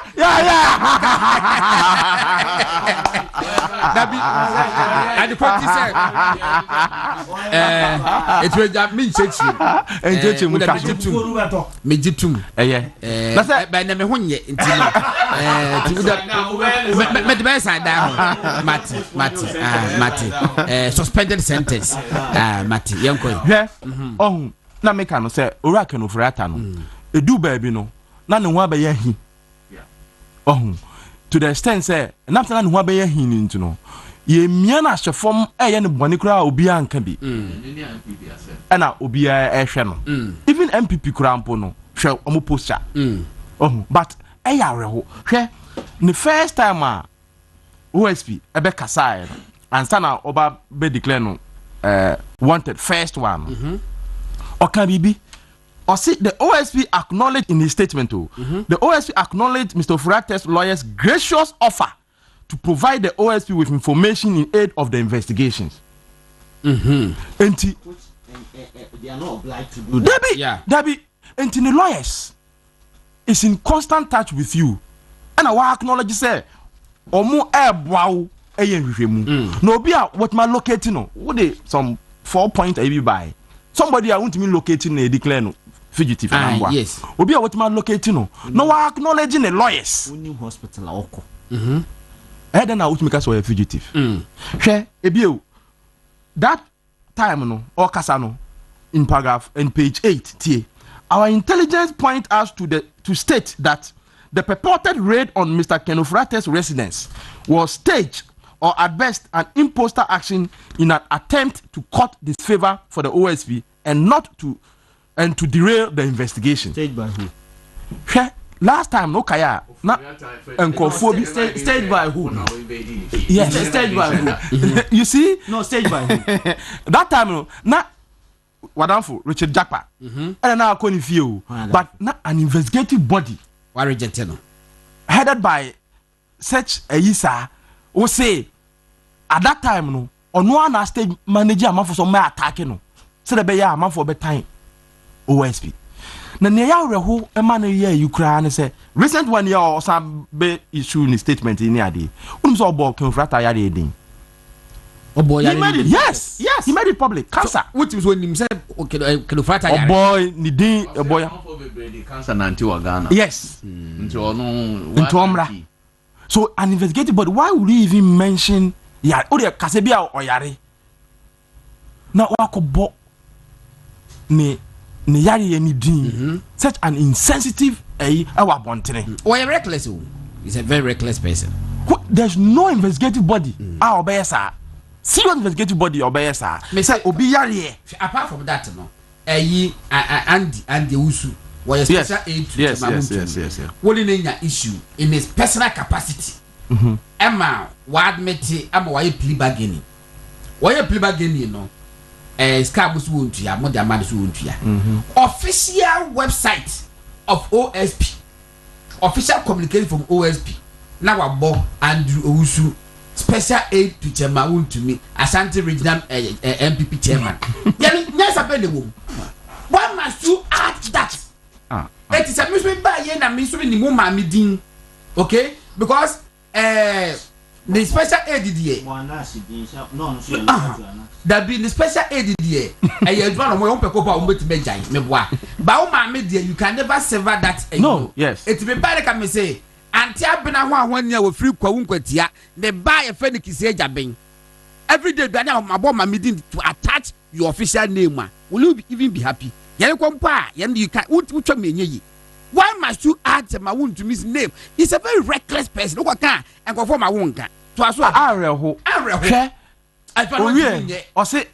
or say obe try Kenufrata in absentia. Fine, go ahead. Okay. What do you say? So somebody I will try in absentia. Which is legal? Oh yes. Which is legal? Now a Crawford madam for you. Me no down for Crawford bad or back Crawford the madam for. Said them and you madam for Crawford bad. Do the branding tea. Oh, but clearly no. Usha, I think Kenfrata is not being treated fairly. But na mekano. Ono very very unpopular along the line. Inti I so be in any man and I but Bɛkyerɛ. It's not about Kenoforiata. It's about Ghana. Omo who say nay Kenoforianta si obi ti ho so okita post wo Jimmy a na ya Jan so wo Jimmy ko. It's not about Kenoforiata, it's about Ghana. Wo also evidence against somebody say why Bonnie obe prosecuting no. If you have evidence against somebody who prosecuting na him fan or they call. Now Kenoforiata me maka say if Kenoforiata comes to Ghana. If Kenoforiata comes to Ghana, yes, to say one kasa. If you know say one kasa, one court. So why don't you go to? Na say obi akọ investigative body anima your man paper so on training statement. Dot. Yes. Full stop. That's what I or sometimes what you invite to be obakra. Oba or say on kasa. Yes. Obende. You have the evidence. Well, no. Also on found no evidence in Bra. And this stupid thing I meeting and say yes say they are requesting for some documents from him. And I'm say to build their case. To build their case. And I'm say Kenoforiata no on your private sit no oye juma as minister for finance, as minister of finance. So the document minister of finance no or ministry of AU or sign the document on fan call in bedroom. You sign official documents, they are left at the ministry. Into our ministry na documents in your agreements now or say honorable Ken Oforiata sign here na or ministry na yes yen farmer no. Oh how? Anaka Ken Oforiata was signing na educate in the bedroom in the locker room. What kind of incompetence is this? Papa we home. Me maka. Enye Peter. Mamen kasa. Look. This man, ye dinaba. Wo na me ba no na Gordon oba Jomama ne nuadi. Yes, investigative. Wo tna ha ye yam sa also ye obi anka hwe ye amfa BP for also ye Airbus troop. No, there was a petition. Okay, petition. Yeah. Petition. Where the petition? To the office before he got there. Oh. Yes, before he got there. Yes, but did he act on the Martin do yeah. And now, sorry, sir, you were investigating based on the petition I did buy and fine. Or say now Martin Hamidu had also done the same to you. Oh no. No, I charge you no. And I got you say. Or I let you interpol ni baby. He was on red alert. Martin announced so yeah. Oh buy no. When you now you should Ghana for seeker and all the try ticket. A call say UK say uko interview ni panel. Oh buy also no song. Or no him ho. Nte honorable Ken Oforiata correspondence or the bar from hospital ni na dini baby OSP we obega say onim US or onim hospital no. Want me use Ghana for call nipa na oyare ma Jomama ni no na oyare o no oyare. Even the lawyers said they were prepared to send conveyor even live something that is meeting. In fact Ghana ya passes a law no a obetimi ID obi interview me cry because of all time anti I can measure law now act na pass here that somebody or you can interview the person on na kasa now they are built to case. Or they agreed say and come without opportunity. Yeah. Also you want the person in person. Open in person and now on for plane and call interview and said, oh yeah, a Foster Adam Mahama on their basket. No person no or call her on to me yet. They no person no. And I may so be a strategy. What say? Won't say what declare no 110 yes sir. At the end of our bonny the bonny keke. There's no way akwa way and come here body no. Sorry, Peter so there's no way or no sir provado no all the year near my work Ghana or year press conference near no there's no way me see there's no way akwawe or the beba Ghana or the Ken Oforiata say or no interpol ni near ma ugas say na ugas ogwa no akọ so ni nsa besi na enko sa na no. He knows the law. Yeah. Say as well check criminal law. Yeah. My goodness, what was our manipa bako holding the whole country to ransom and a motion no. Time will tell. He's even living more than the president today. Yeah. One who built no 10 floors, more than 10 floors. Or no by the more than 10 floors. Yeah. Look, OSP one. Call me one. OSP one. Peter. Me so OSP. Yeah. Many people have said. But many people have said. Oh, Peter T. Many people have said that office no cry is lawless. Is against the constitution. It's not really against the constitution. Oh, why? It's not really there. People have said. Lawyers say it's unconstitutional. Do you need to hear this? No, but I'm saying court. I'm a court rules. Oh, court rule. You see, court rulings now. Court rulings in a democratic society. You have to respect court rulings and the constitution. You see, you have to respect it. Your opinion. The fact that somebody has disobeyed court ruling doesn't mean society that doesn't exist in this country. Look, about what you want us to go back to Ethiopian society. For Ethiopian laws and taxes bad. I was for a higher movement television, won't me radio, program did Bɛkyerɛ. Your family God Asare-Bediako, my name is Penny for Quara, and yet tested my yedding come or if you man you tell me, you cheap, you know. yedi enkomo lawyer Adolfo Martinenka I would do asema amaka meeting kano no aka in fact OSP we in fact incurably incompetent so in this matter. All right, Matty. All right, it's Aud Mahama, managing editor of the Custodian newspaper. And now Martin in Kano. Mame ko you. Mame ko kuka homra. Kuka yanko. I mean, me OSP asemu ye nyina maka say. Hey, by yanka one city low. Yebeka ho. Yebeka be 10:30. In fact, Collins Admako Mensanso is on standby. One also be a kakra friend. And I can say point 3 cry. Na bet Marco 11. Men are made salad, but I'm prepared. And open there be and the year open appeal to a general manager. It would have camera very important. It's issues of national importance. Until my time, my Emre Fanka. Because a bin and come time or OSP in Seman, time or Hanka, me or Nemo Bibra, make a Ghana for Betias. Because about Wapon or Jimmy Ewa Ghana. Coca Yako. Coca. OSP in Seman. I would manually. Manually.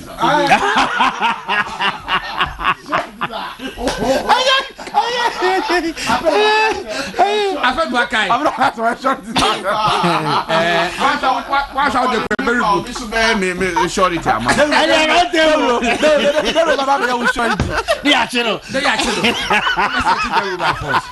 All right, okay, you're correct. OSP in Seman. I think the way oyeni bibiano oma yeti ehu ni manifestation of incompetence. Now, I did general manager say, "Wo share cano macano so show him die." And that day, when the permission granted, and by going for the better how to manage the time. But I can you be agree be 11. Yes. Be 11. What would you share? Young kwa. Inti o share senior yen normal na always being bold in artistry to show say or a living king who is very incompetent at his work. Say Jumana or the Aman. But Obia or 12th floor. 10. Yeah. Oh, 2 car parks count. Car parks in the state man in the auto cars in the go and ne soja for dinechi. A man a guard ne sanoma. She a same way a cosunino. A requester Tama or pesa amod car ne sanoma na ye kika finance minister and farman. A personal woe. A personal vendetta. No, Ken. Nasa Ken is a sign no man one farman. And one no. And no, dear. Onishi obebusa that who person do be court me me wi ade who so prove say me wi ade na we try me no who me bua now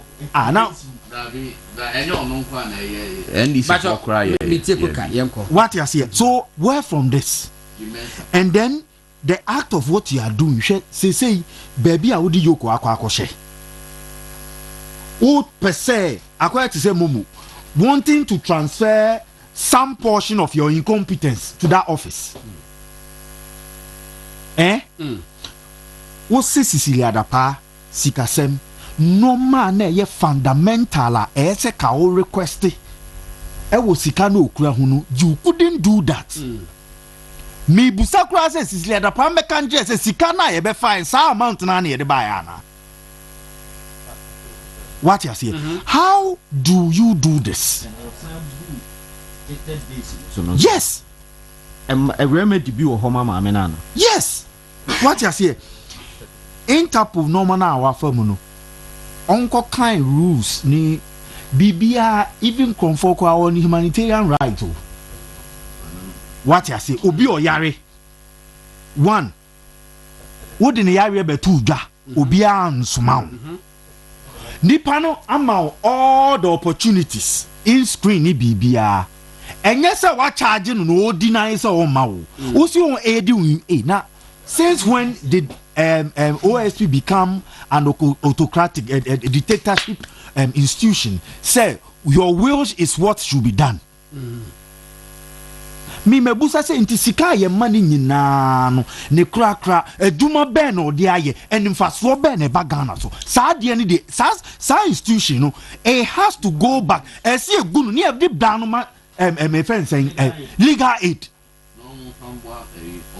because mo ben pa na sa building no any nkrofo e wo ho intimidation. Say Osha na say ni di come from Nankofo din Baswa no the theatrics no abegina ho no aye no ma. Your fellow lawyers are saying that you are an act of incompetence. You are a living legend when it comes to incompetence. Ejuma no untumi resign. There is no no man na webu say nyina ye san de ma okra. You can still do the work. Baso wo ye na ejuma. Wo declare go for one thing.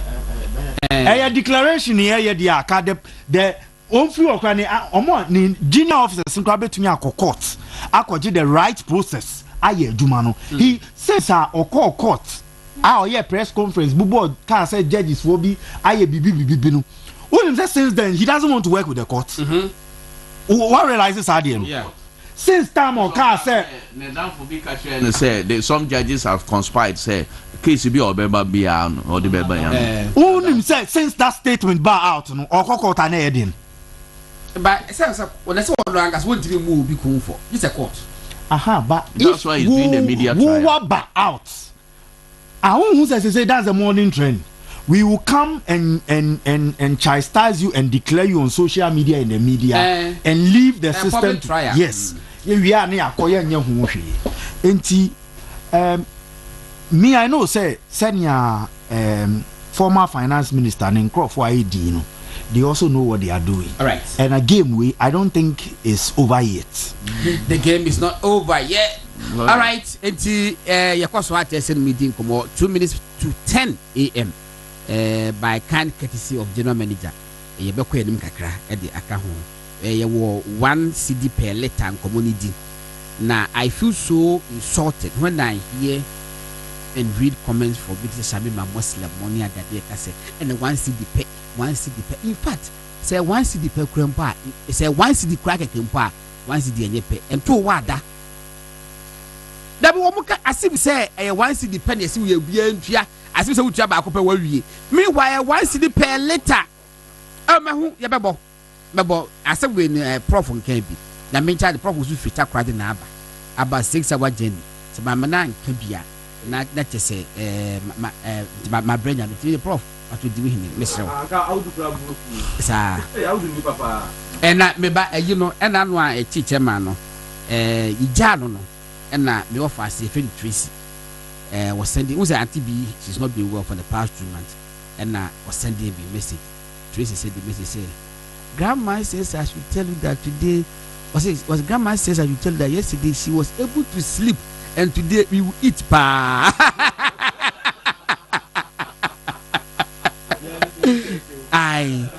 Because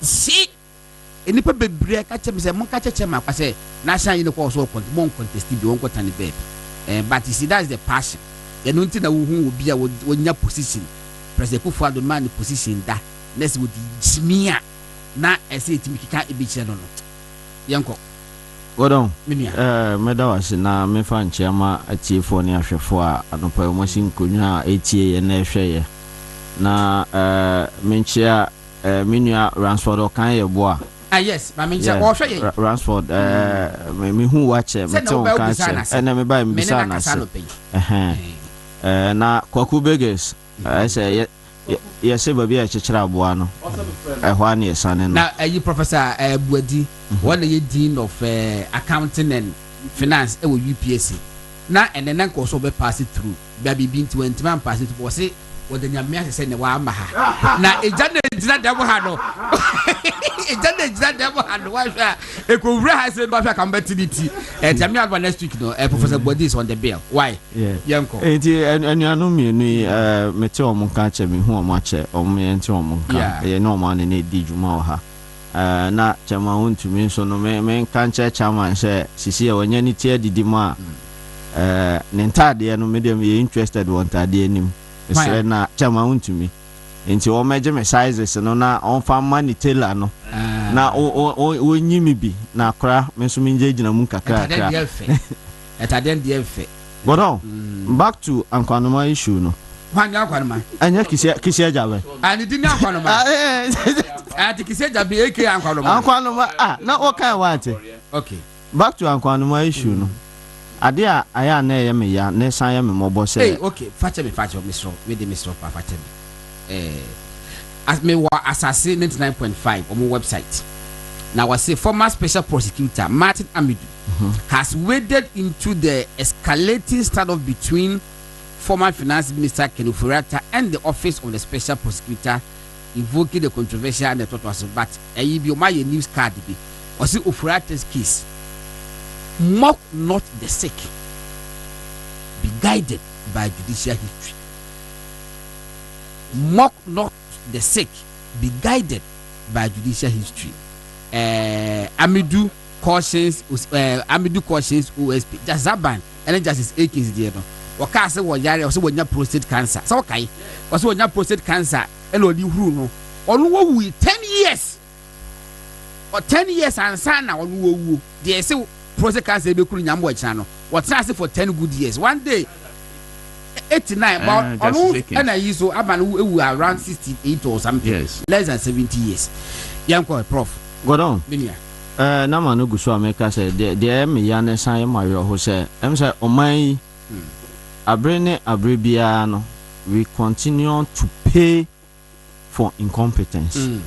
Yes shada ko pesika near year budget say sika ne budget we no we are going to expend it on a venture incompetence. Ampa. Yes. How?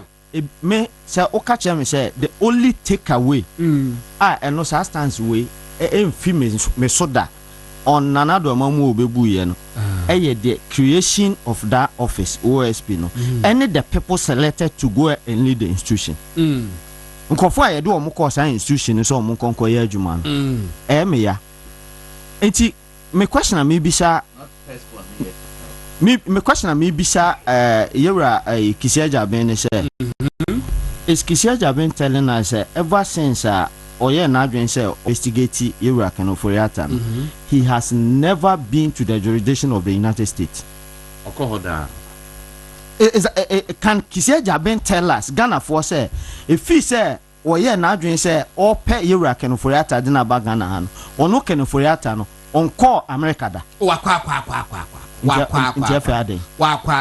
Nti afa aden se de wo kan no se ono na ebetimi ansasa question no na eye no kre efri opepa mu se watimi akwa America there aden na just one day just a day and even few hours o timi fa anko ba bi apapa no wono mate se so wo America na ehia ofo nsem kan ya bi me ba se me ba be di me dwuma bi wo ha se ya nkan fa ehia na ehia ono ho but me take opportunity no maba me metra wani na me no ni nkomo ana say Ghana for kan kire ne say don't spend money on Ken Ofori-Atta and emfa yesika ntwa ticket na enko ba bia Ken Ofori-Atta Ghanaians have not said that. Beside that baby we said do say Ibra na ya want ase alaji ene ya want ase baby we said do say me na me ase asam be Canada make one I want ase say dia alaji nti ase ni say wo mo eye PhD baby be ni ade ade a mo online ni ade ade ya na alaji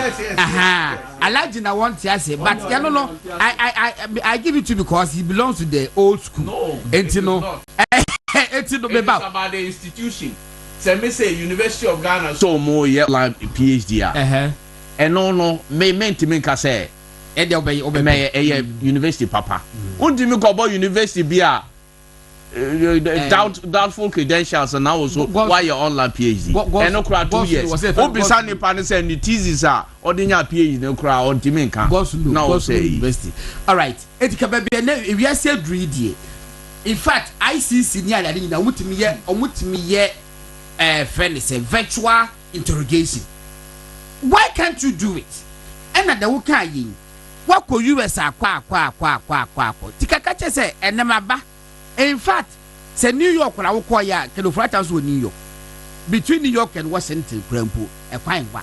Ubeti ma drive wo de wako holo. E de waba, ubeti afa train de wako say de wo fa plane e free say no mo e ko UK. E ko hwe obi a already declared wanted person. O ko hwe. Eni ko di nkobo. Jo Mohammed bi aketo ni ko di nkobo. Adena obi a wo yare ne ho mfa no. And you see eye ni masem obi a organ bi anim say work no for that home fa and you say a make believe story whatever so as well 2 minutes. Hold on.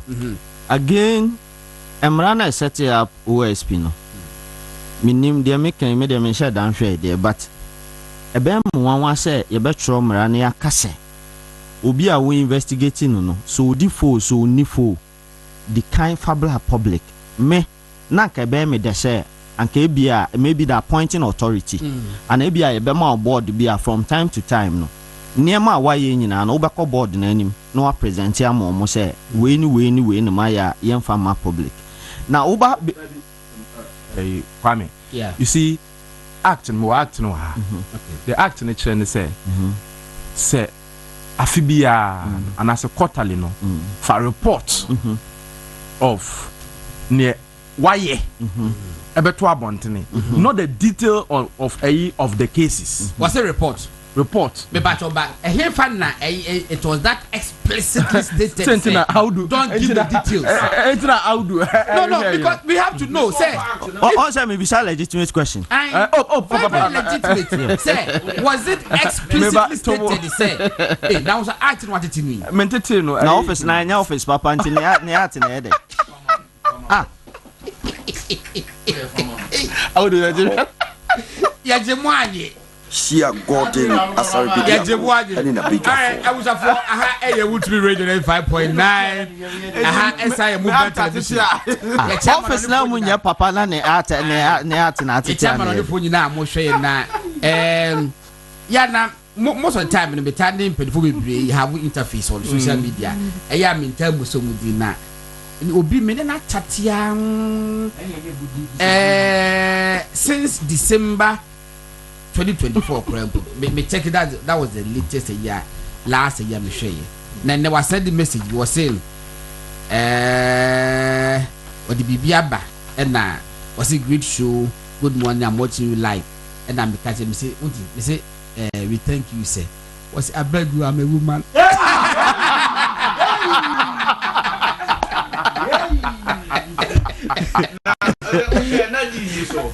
hey, me na chat sa me especially when business over to you the deep me share and me makoti what na me say we thank you sir was I beg you I'm a woman e di patch of facha ye sane ya ja sane tie no what nya you know the law establishing OSP na say no dey obi and I have publication publication almost say let's the office shall on half yearly basis publish the following information in at least 2 daily newspapers and of national circulation and on the website of the office. A, the list of corruption cases investigated, the list of corruption cases investigated and prosecuted by the office. And B, the number of acquittals, convictions and cases pending in respect of cases prosecuted under paragraph A, and the value of proceeds recovered, if any. Now, also we call website da. Yeah. I mean the latest. I will say. Maybe say me besa. Oh, your microphone is off. The moderator, your microphone is off. How do? Maybe so. Maybe so. Oko ha. Na me besa OSP. Na be so call. maybe so say me name anko ho maybe so say number of acquittals eya mo hu bi wo ho that be acquittals ni ho but eyi na wo ho number of convictions eya mo hu bi wo ho convictions wo ho okay maybe it's ya me ko ho eya mo hu case suspended them in say no oye press conference and ti say me busafo mo mi nyina mo nka me ho tobo me last one answer na one answer na wo ye eya who process recovered by the state ni nyina wo ho okay but ni nyina say but it is wavi alright me that's it busafo ba cho mo nka me ho Mr. mo nka me ho na yenko OSP4 official website Entimako OSP4 official website ni convictions ho prosecutions ho ena sika waje meba adan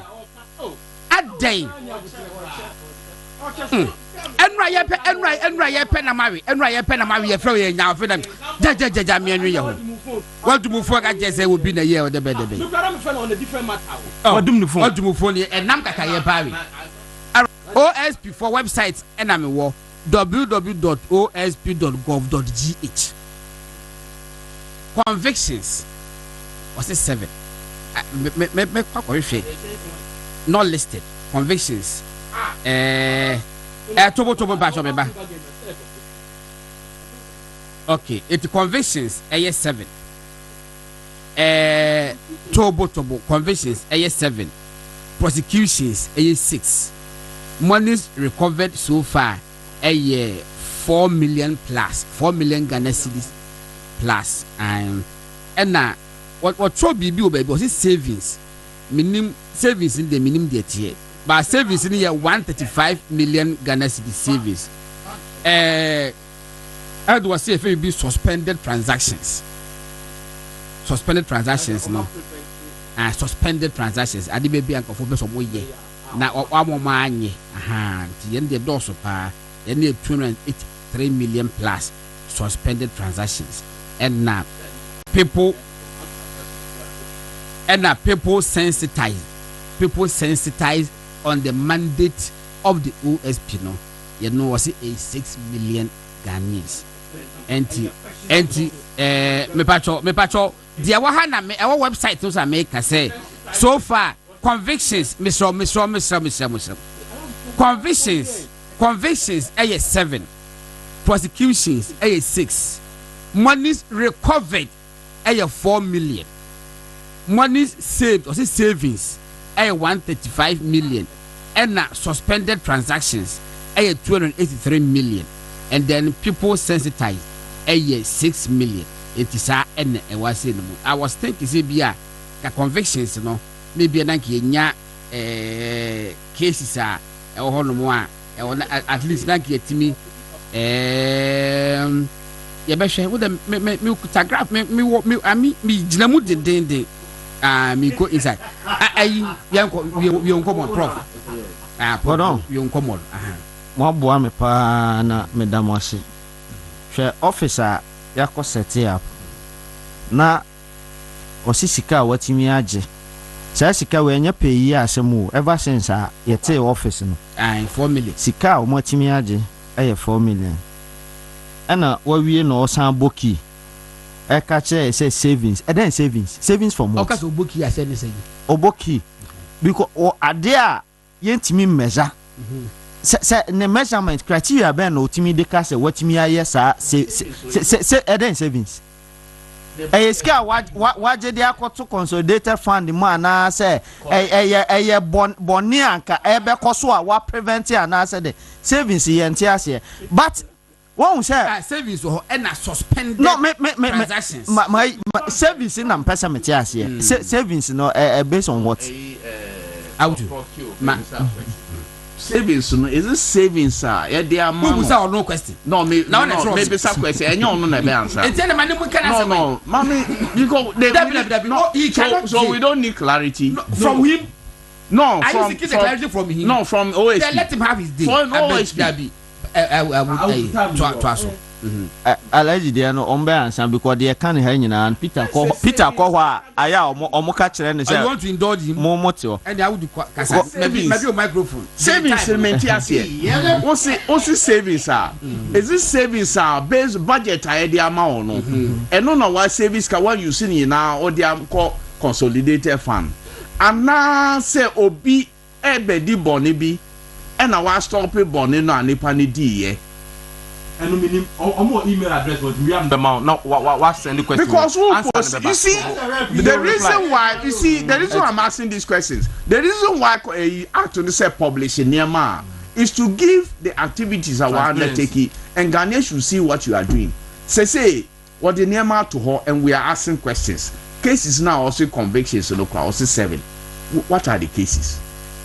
Is it on? Are the cases on the website? No, we'll prove further. But the point is that who cases? The main point ma'am, we could train act grab buy no. We are lose. Title the nyeshe mate. Buy and say, or say list. Yes. So yes. List. Yes. That was the point. And no, but the second part doesn't say list. Or say there. Oh, well, I already be amount. Publish. And I say, I need to say, before we are the cancer, I bet 12 tonight.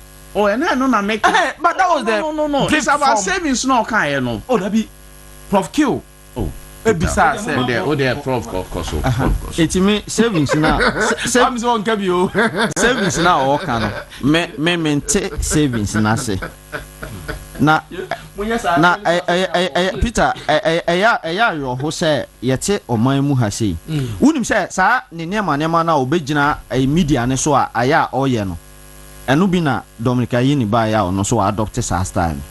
Say ye de wo court na say asem fa ho say wudi fo wunni fo ye ni kan megu hu fi ye ma wiase nyina hu say ye obonsam free ho a wona wo ho. Ebi po asem po ne nya charge nipa no. Hwe kan fo ya tade no mo kan ye say afi no wa charge no but obi antimi an ready charge na ankere me. Say den charge ne ye de abo no den charge Interpol now. On say what are the charges? Request. Nice. And all the back could be about it. Sanya ma we nyina ye no Peter. Empanyfo kan asem bi say yes ma say ko hiama nkyere koto nkyene bra na yemfa nya aduane na se wokoba na se wamfa nkyene ma kasa bia ni ho a wo kan ne den be te se nkyene no. Kisia jaben ye do office ma se bra na be ye adwuma aduba bi na so wapem na se office on timi nya adwuma na oh profession dada you are a lawyer, you are a lecturer. Sisi awo ye ana no menam na nkofo obisa questions so say papa ni eso wo kire law anam say ni eso no wa ben pa but I say na nkofo casted out but me de minim say wa ben but the ekoso sisi ano am ye hu say adwuma no ye na ontimi nya one or then call court to Kumasi Ashanti region ho ba bi say oye galamsey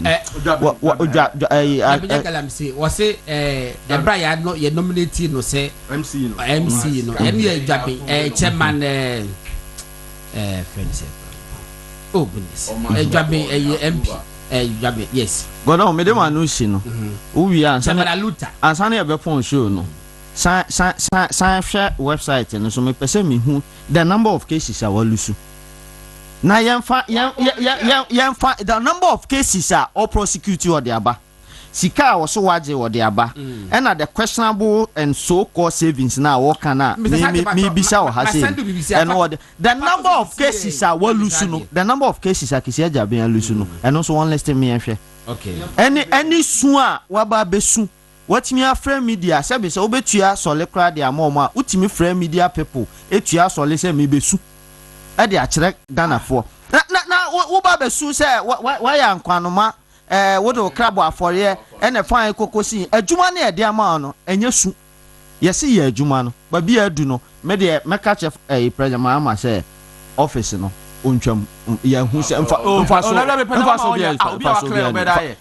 bia me das say eye Mr. Santi mama video bi twametum wo ha na me hwa de se video no ebebo a me di amount na no we na cover ba yo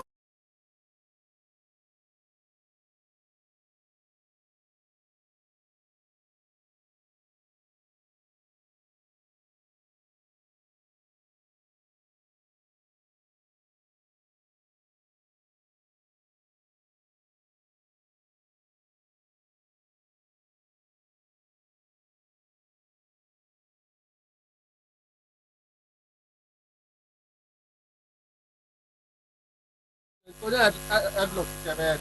He said, this is a crowd. And all this is the poor. And I want to tell that.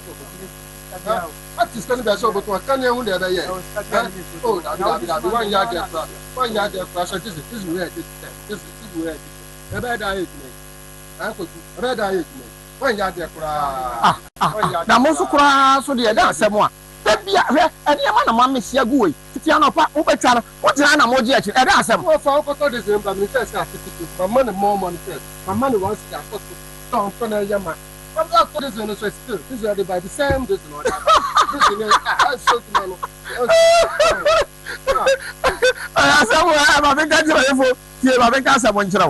One city now, what they saw, so man, or say, only the other one, the other. Many workers say, oh, man, penny, at the 1 city, up to diesel be away, what diesel baby a day 1 liter away, and yet the 1 city up to so. 1 city, I only can't home and say, on 25 liters, and you know, and now auto diesel way, say, you put me saying, Bapia, and about could be a 1 city a day. And that's all. And you gallon way, you know, because why we are the beginning for 4 people. One person among my main cast among you. Say, what way, 25 liters way. So, I say, we must say, no, we and India or Kota, no man 25 to 250,000. No, the account answer now when you wear mouth. So, what I said, there can't say my munti, there were half and you don't know what first you can be added. I said, what's the dimension? 81 city at the count there, only for 25 city and a fire day. Count, you can't some what to do, you can't some Bɛkyerɛ our own day. Yawaha, and I'm more catcher, I said, where you levy a day. If you're not assuming when you levy go, the levy come. What you do, I say, do so levy. Sabi, Edam do so, and I'm a cotton machine will send come on Fenya day. And yet, once when net on my penny, Mahama. And what's that down, no, deny, down way, now offer by and the offer by. I don't know, I mean, Casamoncho, Minia. Yes, see, say, home bonnet to free Nippemu. No, coaching, no, and your baby and now or some bassett, and more sanko for 7 or bar. Well, who says Sabita French, a gun of water, Nebia, or see, or then there was short memory. 81 banner was this sending animal home, one bay and what tea.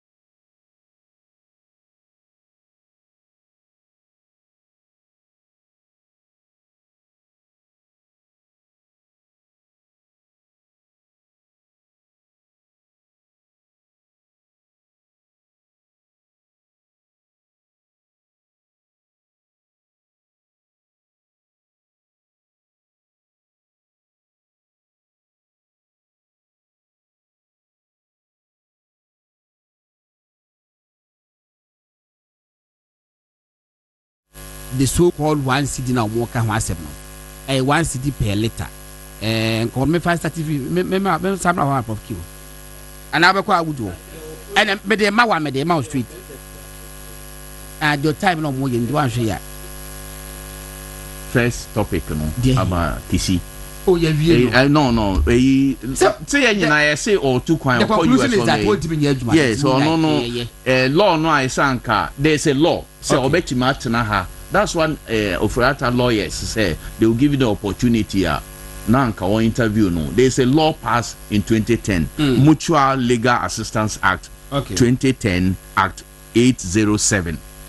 That law has been set up. Say, ope say obi wa amanonina say who investigating no. You can use this act to interview the person and get the person free, as if the person is sitting in front of you. Obetumi use sa act way. He, as a lawyer, he has refused to use this act. And all organize a press conference. Okay. May I briefly? 2 minutes. Say I didn't know say on need time. Nanka my prof in yena ma share information. I actually prof ke yanko 1 cedi per liter. 1 cedi 50 pesos per gallon. Godon. Yeah. Me davia ya dia me time penny say mekasa told you so.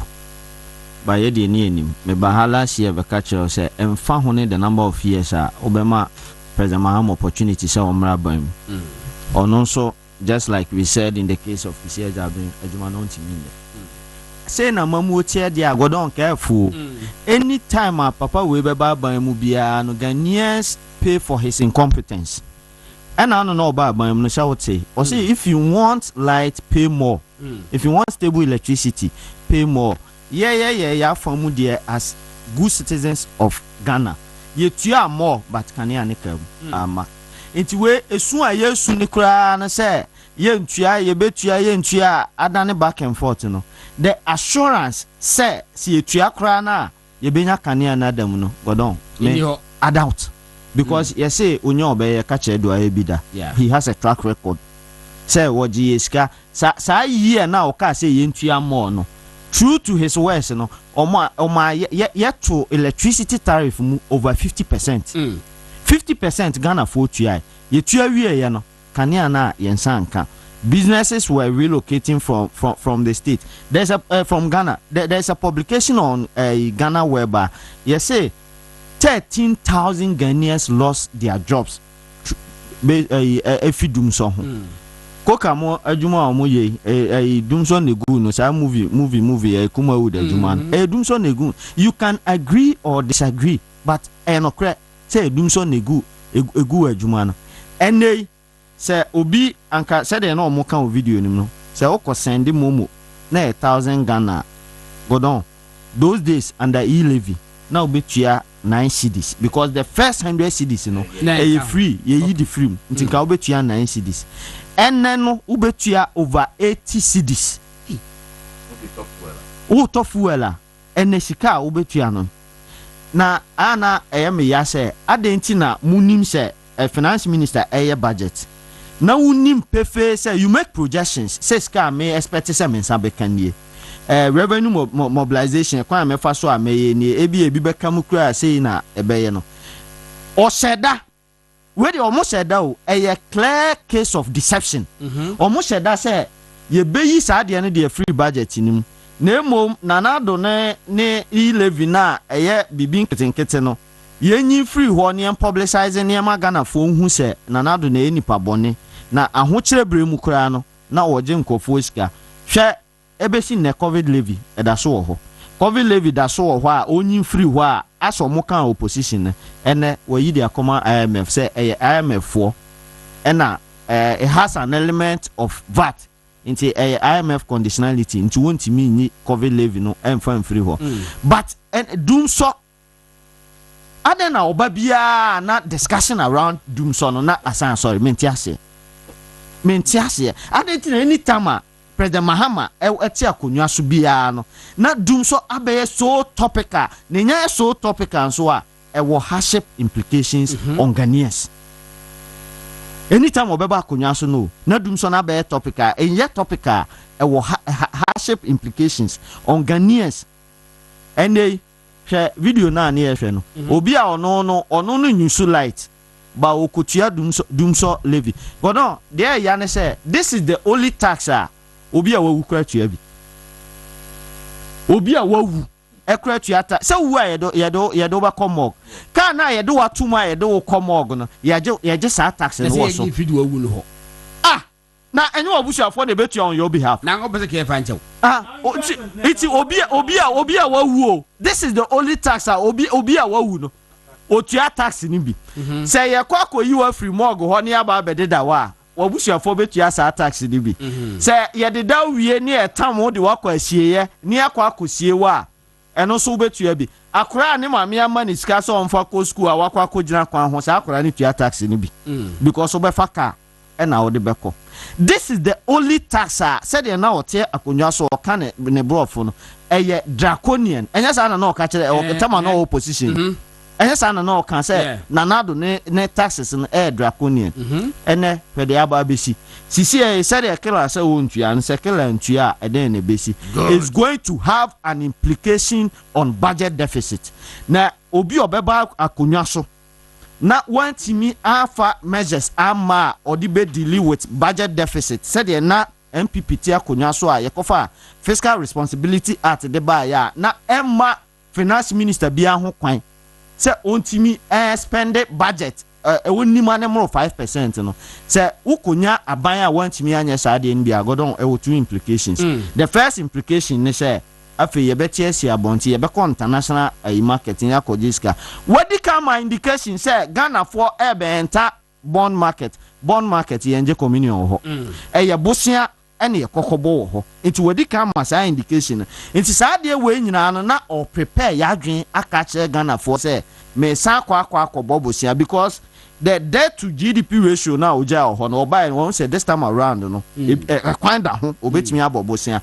Another implication is so on kwa bonten dia ene financial institutions e wo ha sika nka odan Ghana betimi akobobosia no dia beya adwuma no watimi afa nkrofo ne ate won employment so no aban ni mu mbekọ akobosa abosia no waje na woni aban ko bank se mo kobobosia ho na ye de bosia no be ma no ye de be ma aban no na the ordinary Ghanaian no onya at a cost and also esan ye huge ene hwebabia ya ba bedu ye de kasa and ye kasa is ato is forcing now pay two is what forcing omo keka okroma wonte forcing yes FORCI yes ato is forcing but forcing is not enough ato is forcing and hwebabia ya ba godon open 2 ministers omo ho ye me mobo wa ban we mo ye mienu why the education minister and the finance minister babia do o makoshe no esese obi ama o ye bo food ye bo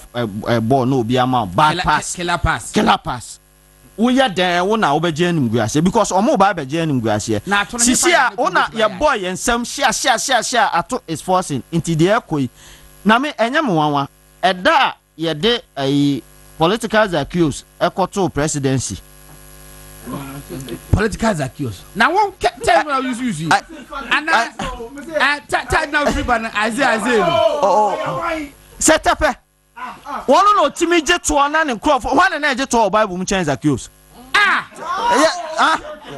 Asare-Bediako eda ye de set up e presidency ho and am say yawu political Zacchaeus ye de the presidency one am say yawu iti Ghana for mo kafra mo de na ka mo fi say mo sesam ka mo pe ahoto de ama mo ho enso de abai ka mo da kra o say mo fa ne say abasa mo fa ne say all right Prof Q and Prof Q of Cape Coast and then Tadi now in Accra enkwai me o enya wo me na ma hye dem peda me onim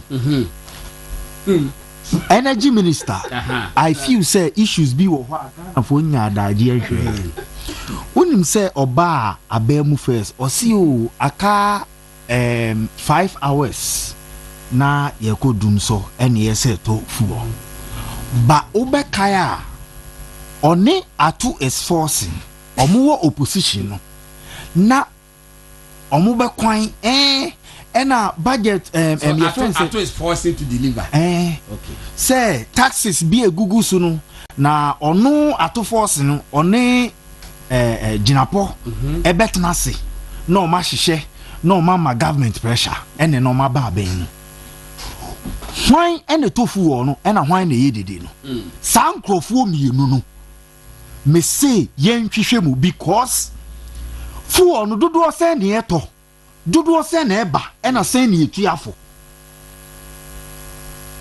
because yate hu bi say distributors bi percentage ma into almost start yedede I see. It is being alleged say I'm obi di bibia to bibi so I will deliver MI. Okay, say the last one okay say you were aka 5.BBBB hours na fuel asa and obey a press conference ekasa around 9 a.m. About 5 p.m. 98 abeka say crude oil na msuo no so ba. Enyam nwanwa aden Ghana is so special say unya do deal be cost to see there is something going on. You catch say omo per se 1% 1 cedi ne dey ato so a we calculation e 10% no obi abetua bi say wo to fuel a e 1.45 obi etua because the first budget already end na 0.45 almost say ama say ba so dum so no ebe so bi dum so no ba be to crude oil enti say sika na enti ehine no munye sika to crude oil no because there was a shortfall no deficit because of levy no free hono na the revenues are short enti sa legacy debt na da hono who is going to pay for it? You created it, that mess mu and I'm creating NDC created it. John Mahama supervised that creation and a buy. And you pana no cast over to ECG. And a joke cast on casa. There is some mafioso move going on within the sector. Containers to me now some pop it up. Near report no and my publico. Why is that report still not in public?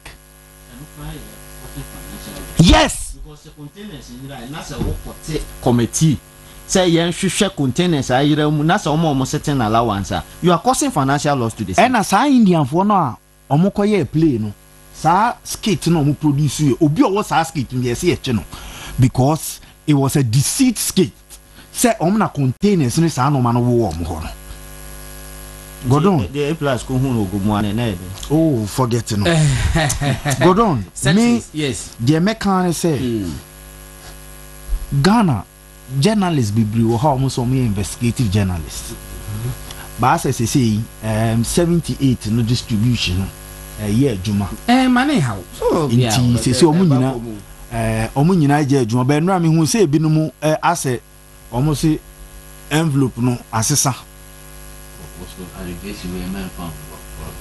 so mo bi edin how do minimum go form say envelope na asesa omo kwaje omo say yi omo afiri mu anya hwe ende nye yasem omo kwaje be omo kwaje ne firi na o dwin o ma ho ana asa o dwin de obedi hu na se ye twes ka to so mo fa ye sa ade no yes nye masem mini energy ministry ho no se ye nhwehwemu e wo ho pa because no ma bi cost wo ho a ento asum Mati. All right, it's 21 minutes to 11. Peter. Yes. Hey, David, my man, what would you want? Yo, me da say Godon. Say at long last, why mommy? I choose not to hear this. NDC for any also on ready budget no Ghanaians we say yayi levy yayi betting tax yayi den na omo yayi no Ghanaians were jubilating and na ebinu ka che omo say look don't be quick to jubilate we no mo de omo aye bi pen boni de omo aye bi pen and boni obi a onim boni ye de ye den ya onim ye on say omo ye they mention say said the Prof Q can about COVID levy. NDC in opposition can say Ghana na COVID. Yes, COVID now so ye da so J COVID levy. Oman kan. Say Ghana na eji COVID levy. Na omo ba first day ebeko. Omo ba ye. On say omo first budget omo ye mfio. Unim de entra. Na COVID no if you look at COVID is kana omo nya no. It is more than a levy and a betting tax combined. Oh, I dear no. Omonim say if they take the COVID levy out at once, no, and they who nekranka bear west, So they kept that one and almost allegation come IMF. So because of IMF conditionality, they have to wear a because MPP by 2017 no. Now IMF ko wo na IMF agreement wo with Aban. Now those days na called VAT related taxes in ho. Banking sector any near man no nya VAT related. MPP you free when they were on the IMF program. Ntomo who say COVID no be ma almost ka bebre no e na omo jai free mo. Say ube who say new tax or they be dumso levy way. Dumso levy will give MPP NDC more money than the COVID tax. Ntobe who in some few months time no around September ombe you COVID na free mo na Ghanaians say oh yeah you COVID e free. But na be ma ombe 5.7 billion. Exactly. Yeah. Far more than COVID. Nto omo the way aba na omo you COVID a free say omo yi taxes e free ma Ghanaian. Enyi na yenda that because we na be more. Look. Only say COVID MPP dey e no and they protested in parliament. Said there was no consultation in BBR to the extent say they almost stopping first attempt no. Government had to go around the country. On say na Kojo upon Kumana information minister. They went around the regions to explain to Ghanaians why the COVID levy because of the revenue shortfalls in Niama. Almost a penny enter there almost TB at long last 1% and almost detours. Now these people only the omoye way they didn't even hint anybody, even pre-sitting parliament called pre-sitting leadership no koshia no mama business of the day. Pre-sitting cry leadership no this particular omode bano oman catch obia ambushing and omode by buying within some few years certificate of agency and almost pass here, minority walked out, and almost pass here. Almost pass here, we are now. Mama, 2 days later, and I sent here. Now they are telling us, say, when say, Omoya, no. Earlier they had told GPR, only GPR to for a meeting, say, Omonte Omo for a lot of person. So, GPR to Papa no said, Omoya meeting, no, they never hinted them, said they were bringing. Another so almost said that they almost said that now the news say yes almost way back and to almost for so that impact no Ghanaians will not really impact and I say now my dada GPRT for no so my dada you know me meeting no say NTA so no money say mo the fuel price mo the levy be ebe to so amaya tua mo I didn't na man ka jire omonka because that is what they have planned. Yeah. And to they about say consequences in it here. Many are no mark the difference between e-levy and D-levy. What is more biting? Say obvious is that D-levy is biting than e-levy. I know D-levy. D-levy is Bonsantawa. Share. And no may say say me many opinion president mama say it will not have any effect at the pump. And I say maybe say Peter okay maybe say say we sure say okay sir okay me wo publication nte me ba me call for if you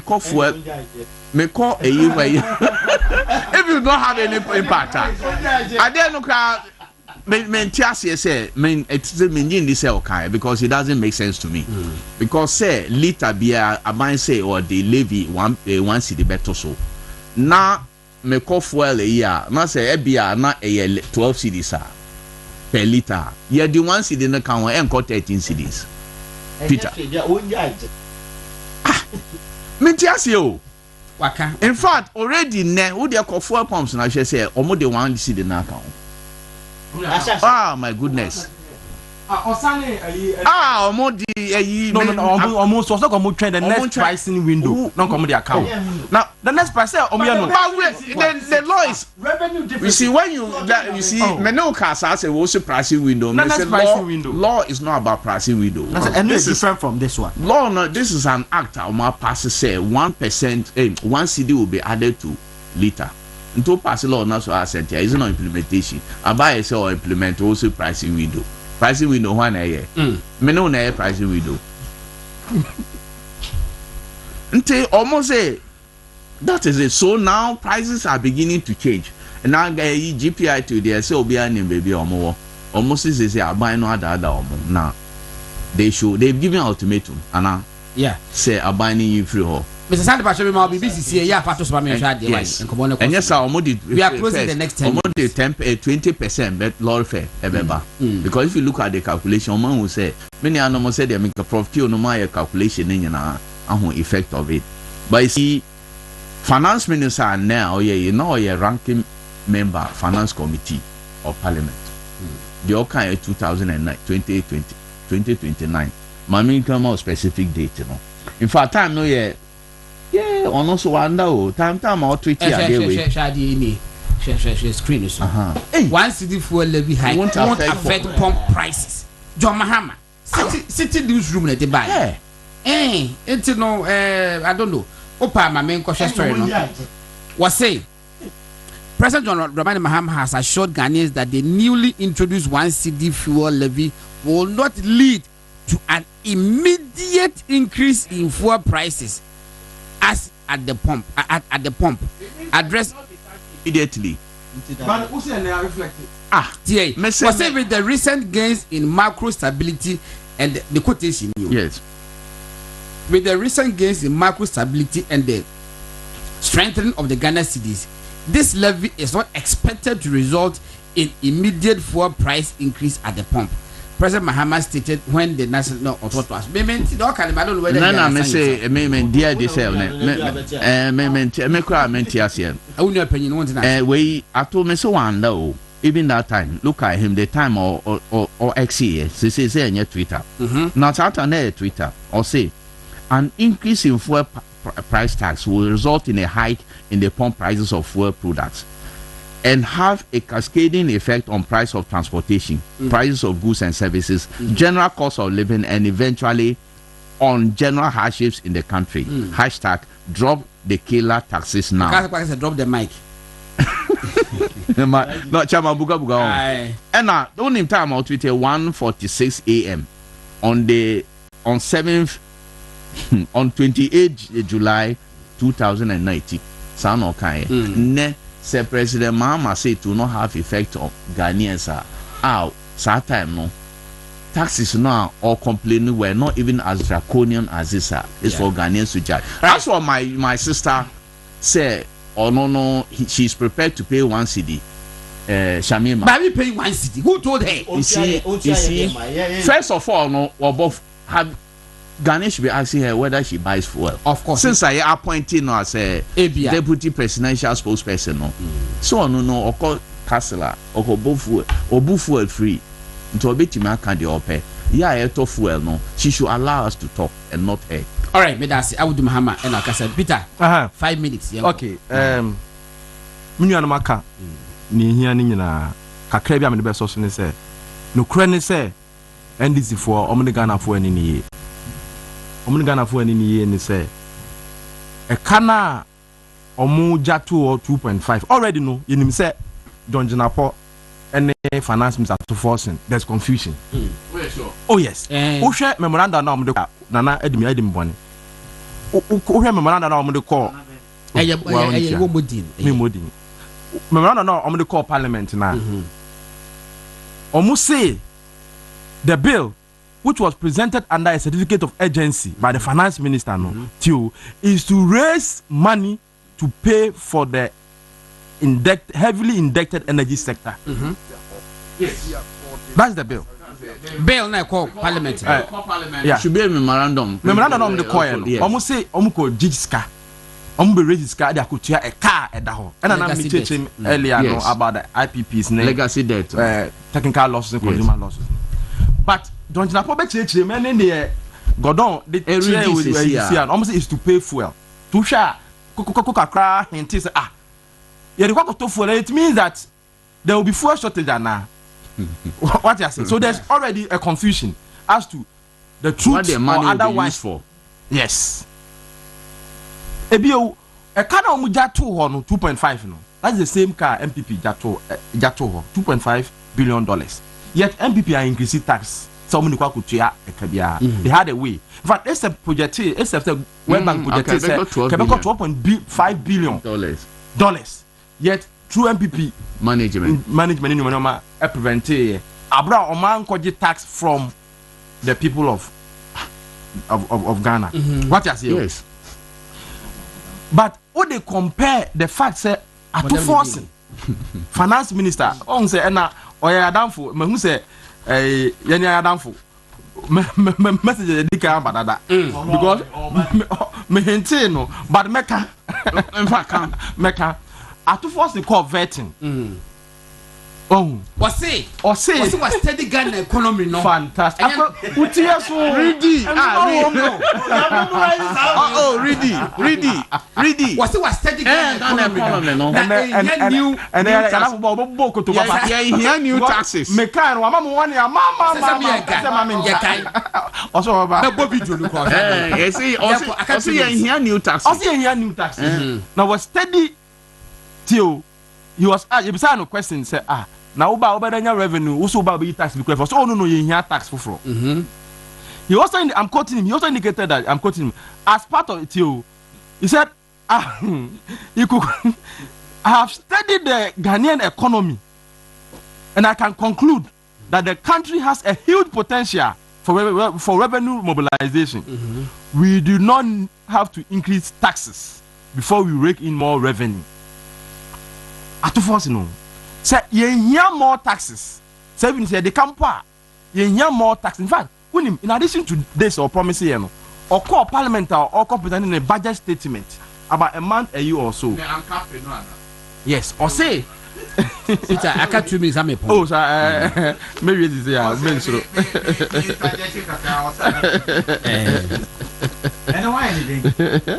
Yeah, at first we call parliament, you know. In paragraph 127, page 30 of the budget statement, no, or presented to MPs, no, and the Ghana for no. Say, Mr. Speaker, Ghanaians, through the recent national economic dialogue, have expressed a clear desire for the fiscal deficit and public debt to be reduced through cuts in government spending, rather than through only tax measures. We wholeheartedly agree. Say, into omu fi say,enya say ye be tax for fraud. Nemum say better expenditure na yenya sika to cater for the losses. Owie no in the same budget time you or say omo de legacy debt ya or kan wasemi any other nyina bebom sanitation tax also omo de nyina ebebom enti ehia say omo beto taxing yeah me hwe me banya hwe en kodanche any power study the whole Ghana economy side.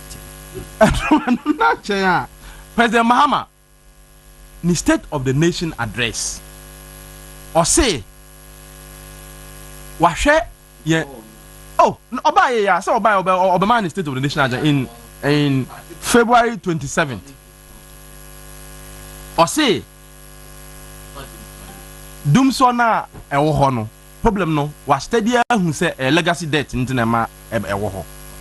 Yes, now. Ohwe no wama ne Minister of Energy a directive say onko private sectors may invest in the energy sector so that the technical and consumer losses na ya eba no ebe ombe cater for that so that yen fa tax income Ghana for